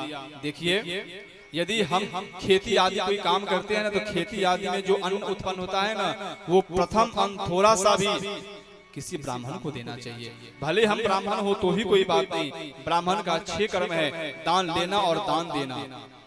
सिर्फ दान लेना नहीं है, ब्राह्मण का 6 कर्म है, दान लेना, दान देना, यज्ञ करना और यज्ञ कराना। यज्ञ करना भी चाहिए, बड़े बड़े यज्ञ करानी भी चाहिए। अध्ययन करना और अध्ययन कराना, पढ़ना भी चाहिए और दूसरों को पढ़ाना भी चाहिए। ये 6 कर्म है। और सबसे पहले दान, कामधेनु निकली समुद्र से, वो ब्राह्मण को दिया। उसके बाद ऊंचे सरवा घोड़ा निकला, राजा बलि ने ले लिया। ऐरावत हाथी निकली, जिन्होंने इंद्र ने ले लिया। कौस्तुभ मणि निकली, जो भगवान ले लिए। कल वृक्ष निकला, जो स्वर्ग चला गया। सराय निकली, जो देवता लोग चले गए। लक्ष्मी महारानी निकली, जय श्री लक्ष्मी महारानी निकली, जो स्वयं नारायण को वर्ण कर ली। और उसके बाद वारुणी देवी निकली, जिन्होंने दैत्यों ने ले लिया। और उसके बाद अमृत निकला, एक अमृत निकला। और अमृत लेकर के जैसे ही निकले धन्वंतरी जी महाराज, तो देवताओं ने कहा हम लेंगे, दैत्यों ने कहा हम लेंगे। और उस समय क्या हुआ? मोहिनी अवतार लिया। बोले मोहिनी अवतार की। और मोहिनी अवतार अपने हाथ में कलश लेकर कहा मैं सबको अमृत पिलाऊंगी। और सभी को, दैत्यों को एक लाइन में, दैत्यों देवों को एक लाइन में बिठा दिया। ये कथा सर्वविदित है। अमृत पान कराते समय दैत्य आकर के बैठ जाता है, अमृत पी लेता है। नारायण को पता चलता है, मोहिनी रूप त्याग करके नारायण बनते हैं। और सुदर्शन से उसका धड़ काट करके वो दैत्य 2 नामों से विख्यात हो जाता है, राहु और केतु। और इसके बाद देवासुर संग्राम होता है। देवासुर संग्राम में दैत्य पुनः स्वर्ग पर आक्रमण करके राजा बन जाता है। पुनः अदिति माता कहती है, हे कश्यप जी महाराज, कहो न जय श्री। हे कश्यप जी महाराज, दैत्यों का आक्रमण हो चुका है स्वर्ग पर, और आप कोई ऐसा मुझे वरदान देते जिससे मेरा पुत्र फिर से स्वर्ग का राजा बन जाता। उस समय देखिए, गौर से सुनने वाली बात है, कहो ना जय श्री। ध्यान नहीं भटकनी चाहिए, ध्यान नहीं भटकनी चाहिए। उस समय कश्यप जी महाराज अदिति माता को पयोव्रत का उपदेश देते हैं। पयोव्रत अर्थात फाल्गुन महीने में एकम से लेकर के और त्रयोदशी तक केवल दूध पीकर व्रत करना चाहिए। जिसे संतान नहीं होता है अथवा संतान होकर के मर जाता है, ऐसे माताओं को पयोव्रत करना चाहिए। फाल्गुन महीने में एकम से लेकर के, प्रतिपदा से लेकर के त्रयोदशी तक केवल दूध पी करके उपवास करना चाहिए। उसके दौरान ओम देवकी सुत गोविंदा वासुदेव जगतपते देहि में तनयम कृष्ण त्वाम हम शरणम गतः, इस मंत्र का पाठ करते हुए ब्राह्मणों को बुला करके यज्ञ हवन आदि करना चाहिए। और ऐसे करने से क्या होता है, भगवान के अंश का प्राकट्य होता है। और इस पयोव्रत का उन्होंने पालन किया अदिति माता ने। एक मिनट आप रुक जाइए, कुछ क्षण रुक जाइए। बावन जी महाराज कुछ क्षण रुकने रहने दीजिए। और उस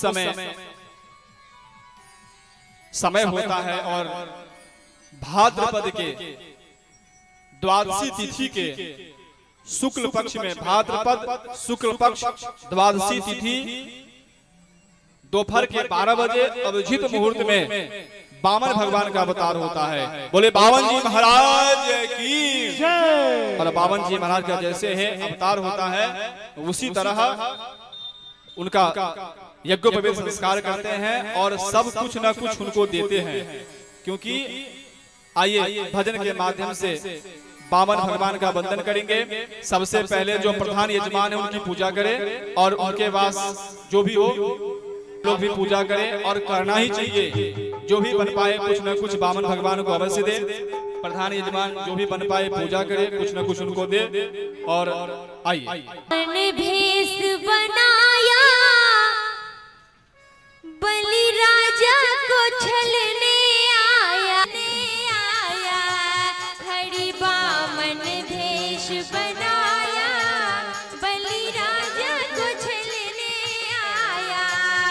इनके नन्हे नन्हे हाथ, इनके नन्हे नन्हे पैर, इनके छोटे छोटे हाथ, इनके छोटे छोटे हाथ, मृग छाल बगल में दबाया, राजा बलि को छलने आया। हरि बामन भेष बनाया, राजा बलि को छलने आया।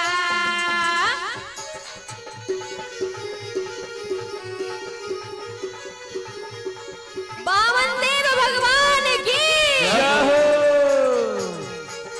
सभी कोई झूमते हुए मीठी मीठी ताली के संग बामन भगवान का अवतार हो रहा है।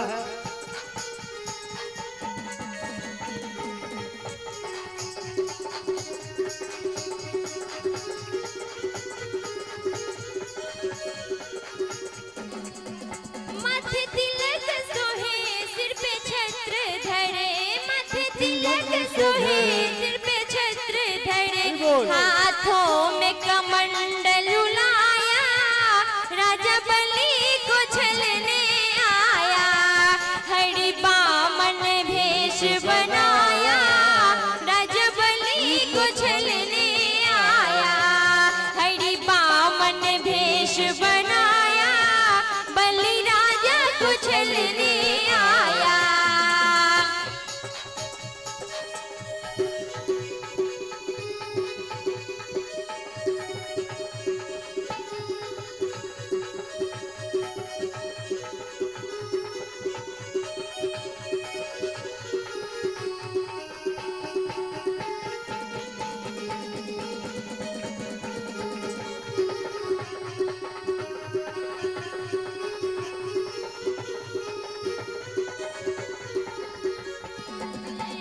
कंधे जनेऊ धरे सिर पे चोटी सोहे, कंधे जनेऊ धरे सिर पे चोटी धरे, चरणों में खराम सुहाए, चरणों में खराम सुहाए, बलि राजा को छलने आए। हरि बामन भेष बनाए, बलि राजा को छलने आए। हरि बामन भेष बनाए, बलि राजा को छलने आए।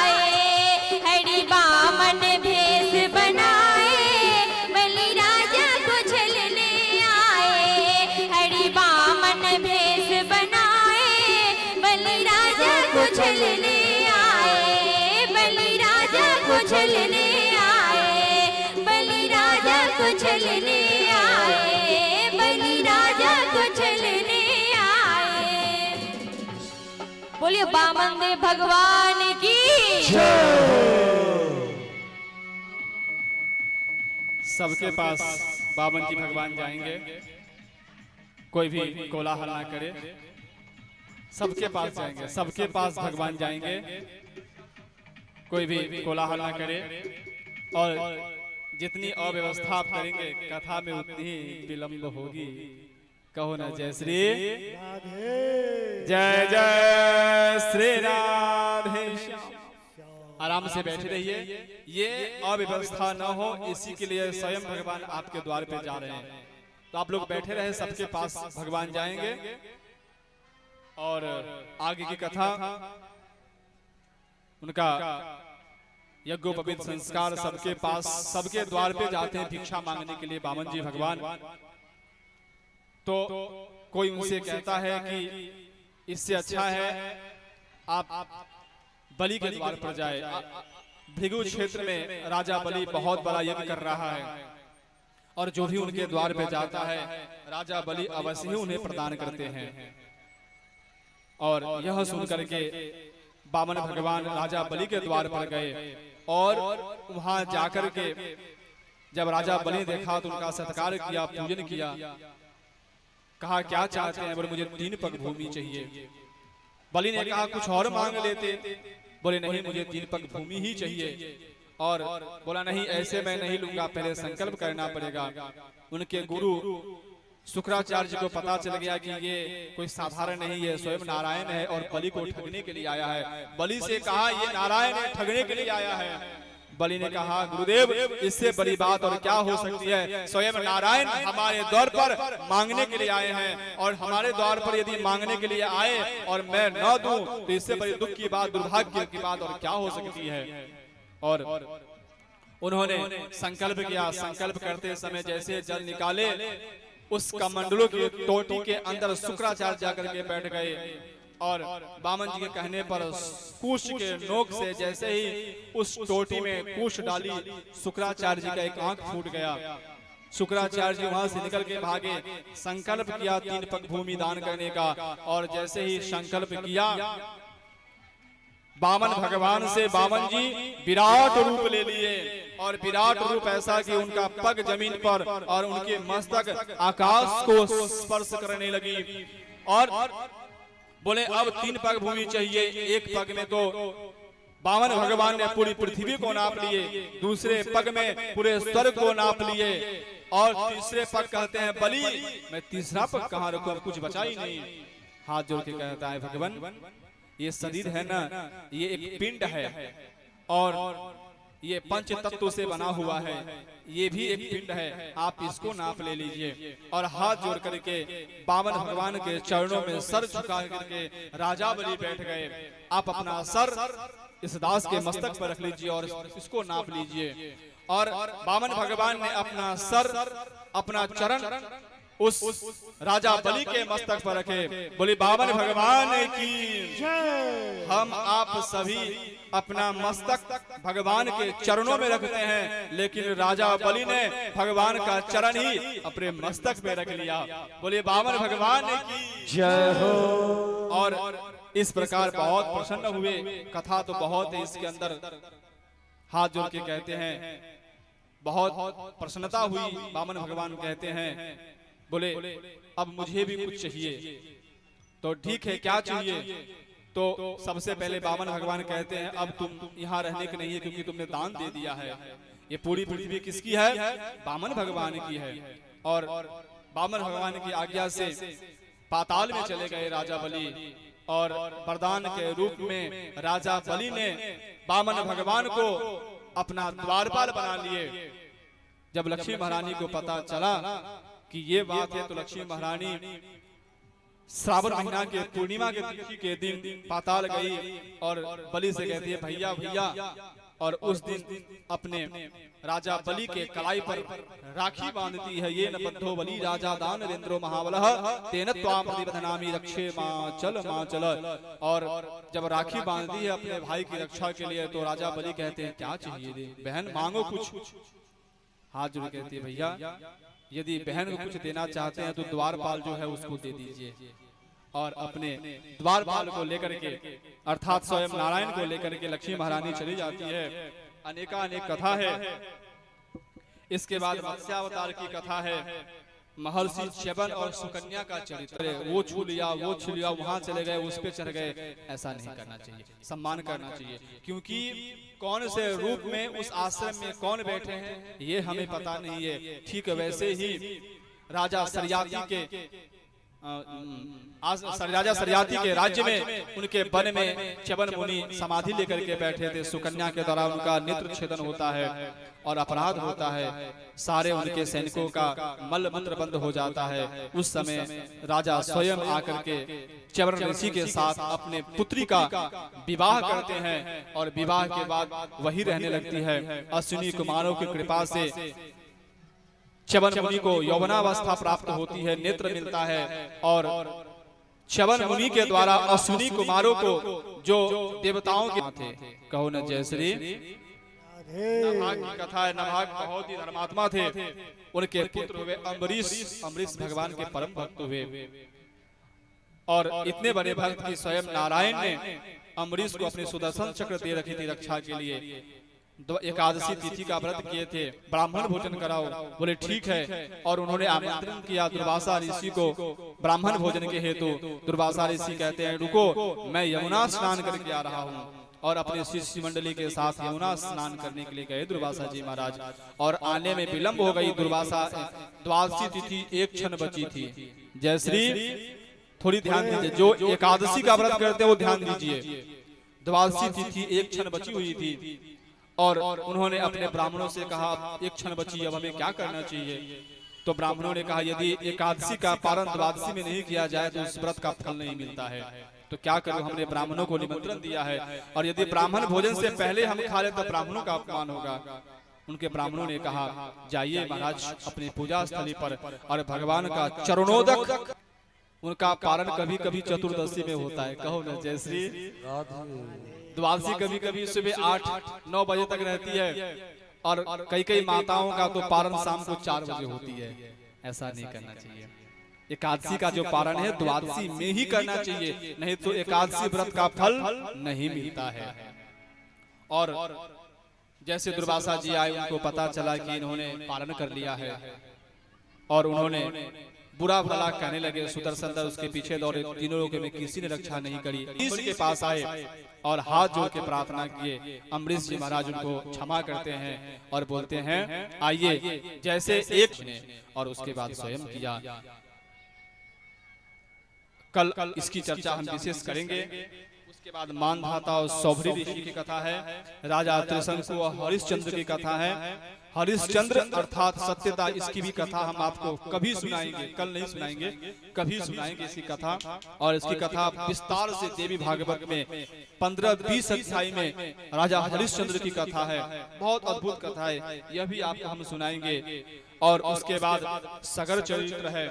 उसके बाद गंगा अवतरण है। सगर चरित्र में आगे जाकर के भगीरथ जी महाराज हुए, जिन्होंने गंगा को इस धरा पर लाई। बोलिए गंगा महारानी की जय। गंगा अवतार के बाद भागवत जी में राम कथा सिर्फ 2 अध्याय में है, तो एक ही श्लोक में राम कथा है। इसलिए श्यावर रामचंद्र भगवान जटायु मरणम सुग्रीव संभाषणम बाली निग्रहरणम समुद्र तरनम लंका पुरी दाहनम पश्चात रावण कुंभ कर्ण हरणम मेतद्धि रामायणम। एक श्लोक में पूरी रामायण। सियावर रामचंद्र भगवान की जय। उसके बाद परशुराम अवतार की कथा है। राजा रंती देव की कथा है। अब इस पृथ्वी पर पाप बहुत आ चुका था और जैसे पाप आ चुका था तो सभी देवताओं ने भगवान से जाकर के प्रार्थना करी, भगवान अब इस पृथ्वी और सभी धर्मात्माओं की रक्षा कीजिए। भगवान कहते हैं नारायण हम अब बहुत शीघ्र ही इस पृथ्वी पर अवतार लेंगे, अब घबराने की आवश्यकता नहीं है। उसके बाद आश्वासन देते हैं। इधर भगवान की माया से देवकी और वसुदेव का विवाह होता है। अब शीघ्र के साथ वसुदेव जी का विवाह होता है और देवकी का भाई है कंस, जो देवकी से बहुत प्रेम करता है तो चचेरी बहन, फिर भी वो बहुत प्रेम करता है। जब दुरांगमन होती है ना, जब विवाह हुआ ना, मैं अपनी बहन को छोड़ने के लिए स्वयं जाऊंगा। और जैसे ही रथ हाँक के जाने लगे तो उस समय देवक जी ने बहुत सारे दहेज उनको दिया। 200 दास वो सब लेकर के जा रहे थे। जब कुछ दूर जाने ही गए थे, उसी समय आकाशवाणी हुआ, अरे कंस, तू जिस बहन को लेकर के जा रहा है ससुराल छोड़ने के लिए, उसी का 8वां गर्भ तेरे केस को पकड़ा और बोला अभी ही मैं इसको मार दूंगा। उसी समय वसुदेव ने कहा रुको रुको रुको रुको, अभी अभी इसका विवाह हुआ है और स्त्री को मार से तुझे भय है ना? मैं वचन देता हूँ कि उन्होंने ससुराल नहीं छोड़ा। कंस ने देवकी और वसुदेव को ला करके पुनः मथुरा में उसे कारागार में उन्होंने बंद कर दिया। और जैसे ही प्रथम पुत्र हुआ तो वसुदेव जी कंस को ला करके दिए। और जैसे ही कंस को ला करके दिए तो कंस ने कहा मुझे पहले गर्भ से बच जाए। और 8 लकीर लिखी और बोले इधर से गिनो तो भी 8, इधर से गिनो तो भी 8, बीच से गिनो तो भी घूम करके 8 आएगा। कंस के बाप के उन्होंने भगवान ने माया के द्वारा देवकी के गर्भ से उस गर्भ को खींच करके माँ रोहिणी के गर्भ में कृष्ण लाल की जय हो। भगवान आए, गर्भ में प्रवेश हुए, देवकी के ऊपर चमक बढ़ गई, क्योंकि भगवान आज अष्टमी बुधवार रोहिणी नक्षत्र, और जब सब सो गए थे तो ठीक रात्रि जय हो बाल कृष्ण लाल की जय हो, बाल कृष्ण लाल की जय हो। भगवान ने पूरी प्रक्रिया उन्हें बता रखी थी पहले से ही। इस कथा पे हम कल प्रकाश डालेंगे। और वसुदेव जी ने एक टोकरी में बाल कृष्ण को रखे और बाल कृष्ण को रख करके गोकुल यमुना महारानी जैसे प्रवेश के यमुना महारानी उफान होने लगी। भगवान समझ गए ये मेरे दर्शन करना चाह रही है। उसी समय अपने दोनों पैर नीचे कर दिए और नंद महल में जाकर के पीछे के रास्ते से नंद महल में जाकर के उन्होंने अपने लल्ला को रखा। और वहीं यशोदा मैया सो रही थी। कब प्रसव हो गया यशोदा मैया को पता भी नहीं चला। वहां से कन्या को उस टोकरी में लेकर के उसी मार्ग से आकर के जैसे ही कारागार में प्रवेश किए और उसी तरह फिर से सब बेड़ी बंधन से मुक्त, बेड़ी बंधन से फिर से बंध गए वो। और उसी समय बच्चे की रोने की आवाज आने लगी। और जैसे ही बच्चे की रोने की आवाज आई तो सारा कारागार के पास जो भी सैनिक आदि सभी की नींद खुली। दौड़ते हुए क्या महाराज महाराज महाराज देवकी का 8वां गर्भ जन्म ले लिया है। कंस घबराया हुआ उठा, उसकी दुपट्टे भी नीचे गिरी, पादुका भी नहीं पहना, दौड़ते दौड़ते आया और जा करके उस कन्या को उठाया। देखा ये कन्या, अरे देवकी तूने क्या किया है? लगता है तूने कुछ किया है, ये तो पुत्र होने वाला था, ये पुत्री कैसे हो गई? और भले जो भी हो कोई बात नहीं, उसको लेकर के बाहर आया कंस और विंध्यवासिनी मैया के नाम से प्रसिद्ध हुई। और वो मैया आकाशवाणी करती है, अरे दुष्ट, तू मुझे मारने का प्रयास कर रहा है, तू मुझे पाने का प्रयास तेरा विफल जाएगा और तुझे मारने वाला जन्म ले लिया है। जैसे योग माया हाथ से छूट गई, विंध्यवासिनी मैया की प्रसिद्ध हुई। गोकुल में अब आनंद हो रहा है। इधर क्या हुआ पता चला, चलो पहले आनंद मनाते हैं, समय भी हो गया है। इस कथा पे प्रकाश कल विस्तार डालेंगे, खूब इस कथा का आनंद लेंगे हम कल। आइए, जो भी झांकी वगैरह बनी हुई तो उनसे आग्रह है कि वो झांकी वगैरह भी लेकर के आ जाए। यदि आप लोग कोई भी ऐसा लुटाने की वस्तु लाए होंगे तो उसे लुटाना नहीं है, अभी उसको हाथ में रखनी है। नंद घेरा नंद भयो जय कन्हैया लाल, नंद भयो जय कन्हैया लाल की, हो नंद के आनंद भयो जय कन्हैया लाल के, नंद घेरा नंद भयो जय कन्हैया लाल की। हो नंद के आनंद भयो जय कन्हैया लाल की।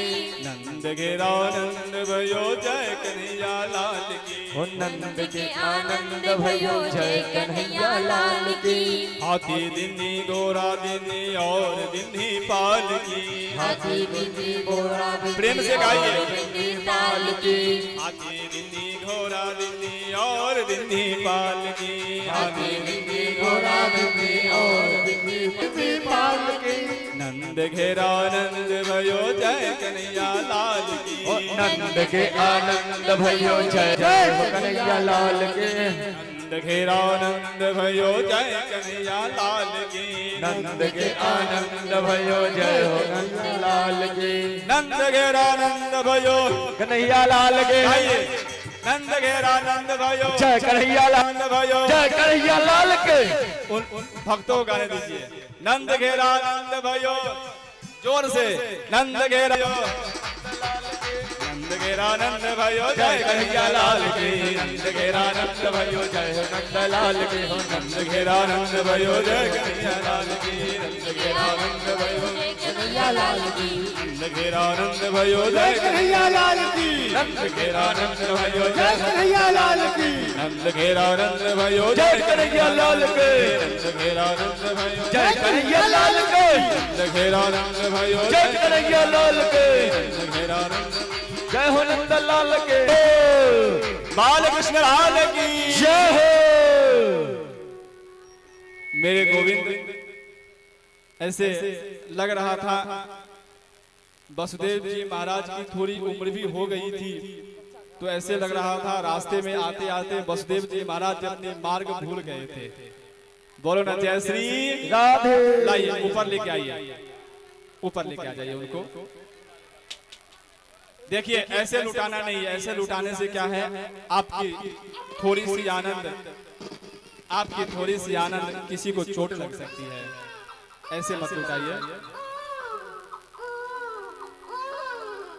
आइए बधाई बधाई। डगरे डगरे बीच खुला नगरिया हो खुला नंद के दुवड़िया बधया बाजे। बाबा नंद के दुवड़िया बधया बाजे। डगरे डगरे बीच खुला नगरिया हो खुला नगरिया बधया बाजे। हाँ बधया बाजे। बाबा नंद के दुवड़िया बधया बाजे। बाबा नंद के दुवड़िया बधया बाजे। सब गोटा मीठी मीठी ताली बजबै, दोनों का हाथ उठाकर बोलियो जय कन्हैया कृष्ण भगवान के। जय हो। कृष्ण कन्हैया लाल के। जय हो।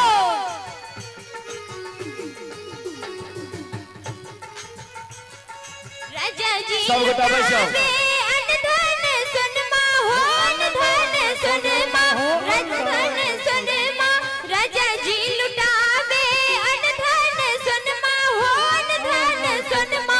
यशोदा रानी के यशोदा रानी के नग जरित कंगन माँ। यशोदा रानी के नग जरित कंगन माँ। यशोदा रानी के डगरे डगरे बीच खुला नगरिया हो खुला नगरिया बधया बाजे।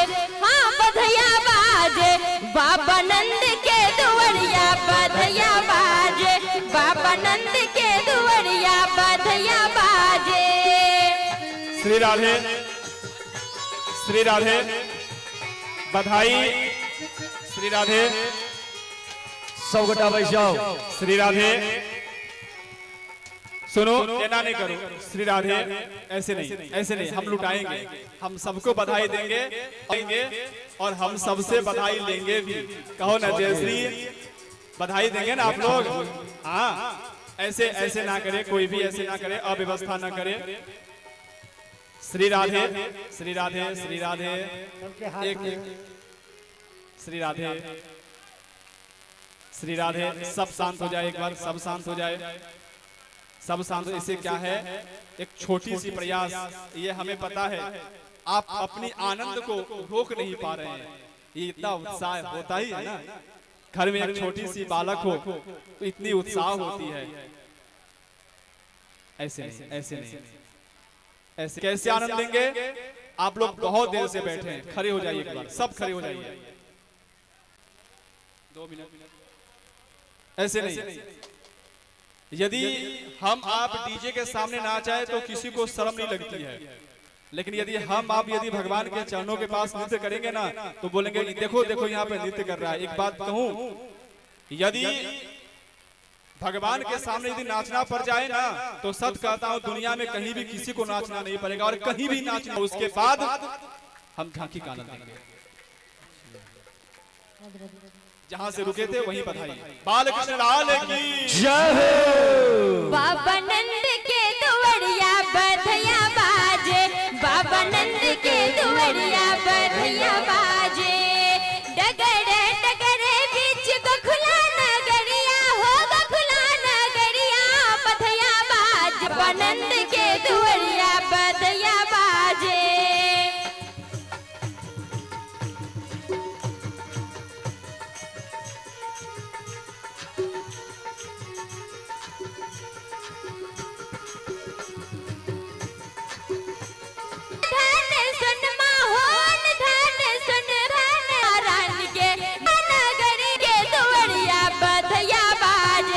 बाबा नंद के दुवरिया बधैया बाजे।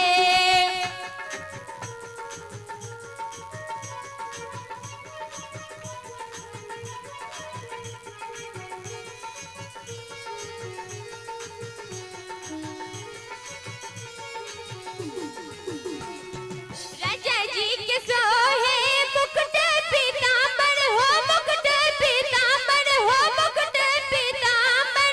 राजा जी के सोहे मुकुट पीतांबर हो, मुकुट पीतांबर।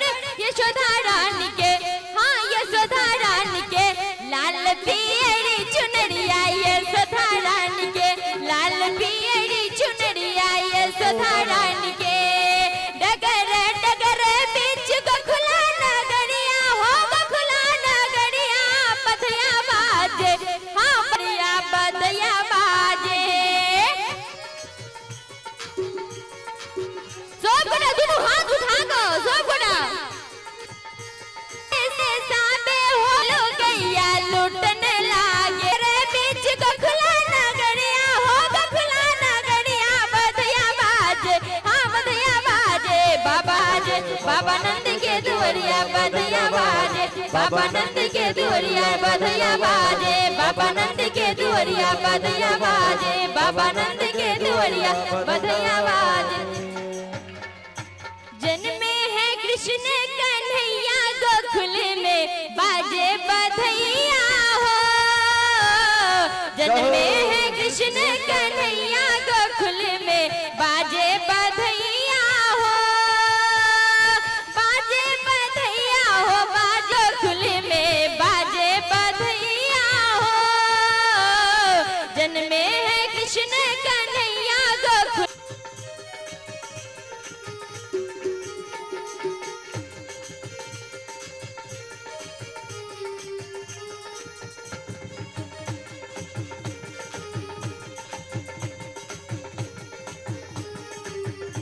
झुलना झुलावे नंद मगन मन मोतिया लुटावे, रानी यशोमती झुलो। जन्मे है कृष्ण कन्हैया गोकुल में बाजे बधैया हो, बाजे बधैया हो, बाजे बधैया, बाजे बधैया हो, बाजे बधैया। जन्मे है कृष्ण कन्हैया गोकुल में बाजे बधैया हो। जन्मे है कृष्ण कन्हैया गोकुल में बाजे बधैया हो। जन्मे है बाजे बधैया हो, बाजे बधैया हो। ठीक ही है, उसकी दर्शन करेंगे फिर आरती करेंगे। आवाज ना करे, कोई आवाज ना करे, आराम से बैठ जाए। बोले बालकृष्ण लाल।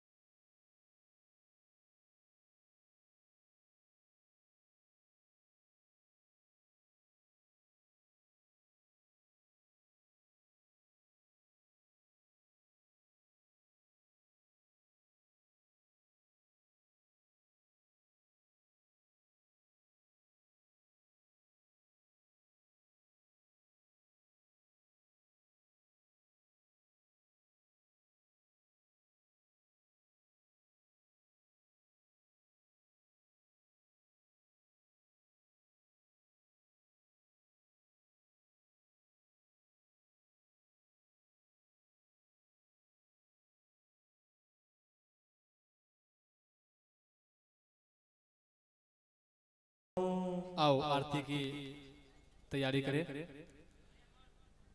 कालुक जे कथा अछि ओ कथा भगवान के बाल लीला गोवर्धन लीला तक कथा जी तो कहवा कहते ये अछि जे कोनो एक व्यक्ति के कहल जाय सुनै छियै ने ध्यान से अहाँ सब यदि कोनो एक व्यक्ति के कहल जाय जे 56 भोग अहाँ के लाभ पर शुद्धता से यदि अपन अपन घर से जे मन में हाथ से पकवान बना के घर से लेबै त 56 ने यदि अहाँ सब चाहबै त ऐसा 100 और पवित्रता से किछ ने किछ घर से जरूर बनाबे के लाभक छै। घर से खरीद दुकान से खरीद के नहीं लाभक छै तो घर से किछ ने किछ बना के लाभक छै। काली भगवान के बाल कृष्ण के आरबै कहो भागवत भगवान की जय हो, की जय हो।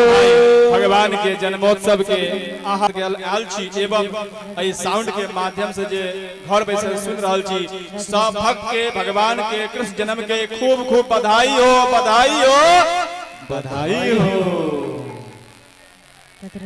ओमेश गर्भूरार्तिक्यम श्री राधा कृष्णाभ्यां नमः।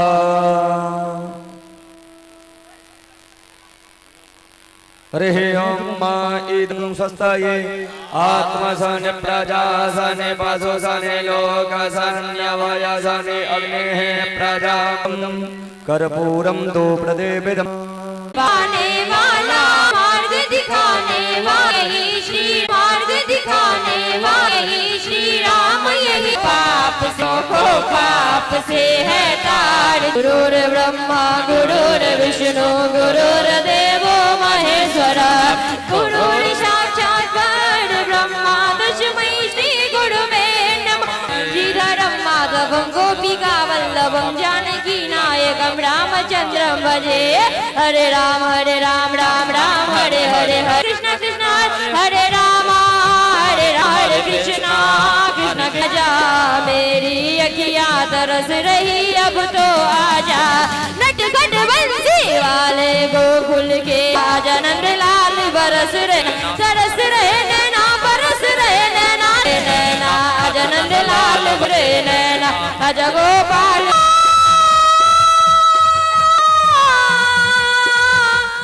हरे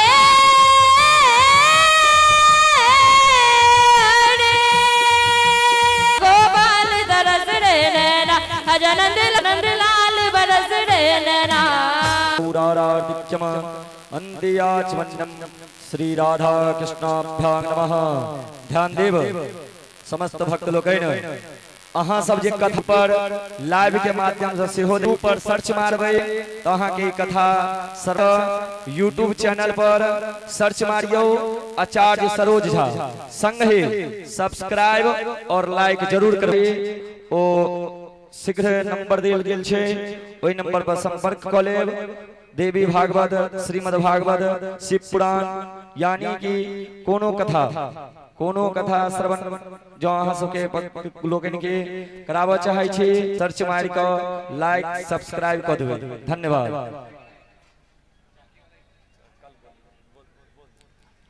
ओम दीवायुज्ञेन जगमय जन्त देवास्थानि धर्माणि प्रथमान्यासन्नो देहनाकं महिमानः सचन्द जत्र पूर्वे साध्याः सन्ति देवाः। हरे ओम विश्वतश्चक्षुरुत विश्वतो मुखो विश्वतो बाहुरुत विश्वतस्वात्ता संबाहुव्यान्दमति सम्पदते द्यावा भूमि जनयन् देव एकः कृष्णः प्रचोदयात्। ओम तत्पुरुषाय विद्महे गोलचापक पाटलाब्जे पूर्णाग जाति तुलसी दलमंजरे भी त्वां पूजयामि जगदीश्वर में प्रसीदा। जानामि पूजनमहं नहि शास्त्र सिद्धि साक्ते स्तुते परिचिता मम सर्वतस्त्व पुष्पाञ्जलिर्भगवतश्चरणाब्जयोस्ते सन्देयते परिगृहा न वृषे जदोषान् ओम एष मंत्र स्वांजलि प्रार्थना पूर्वक अनंत कोटि नमस्कार श्री राधा कृष्णाभ्यां नमः समस्त भक्त लोग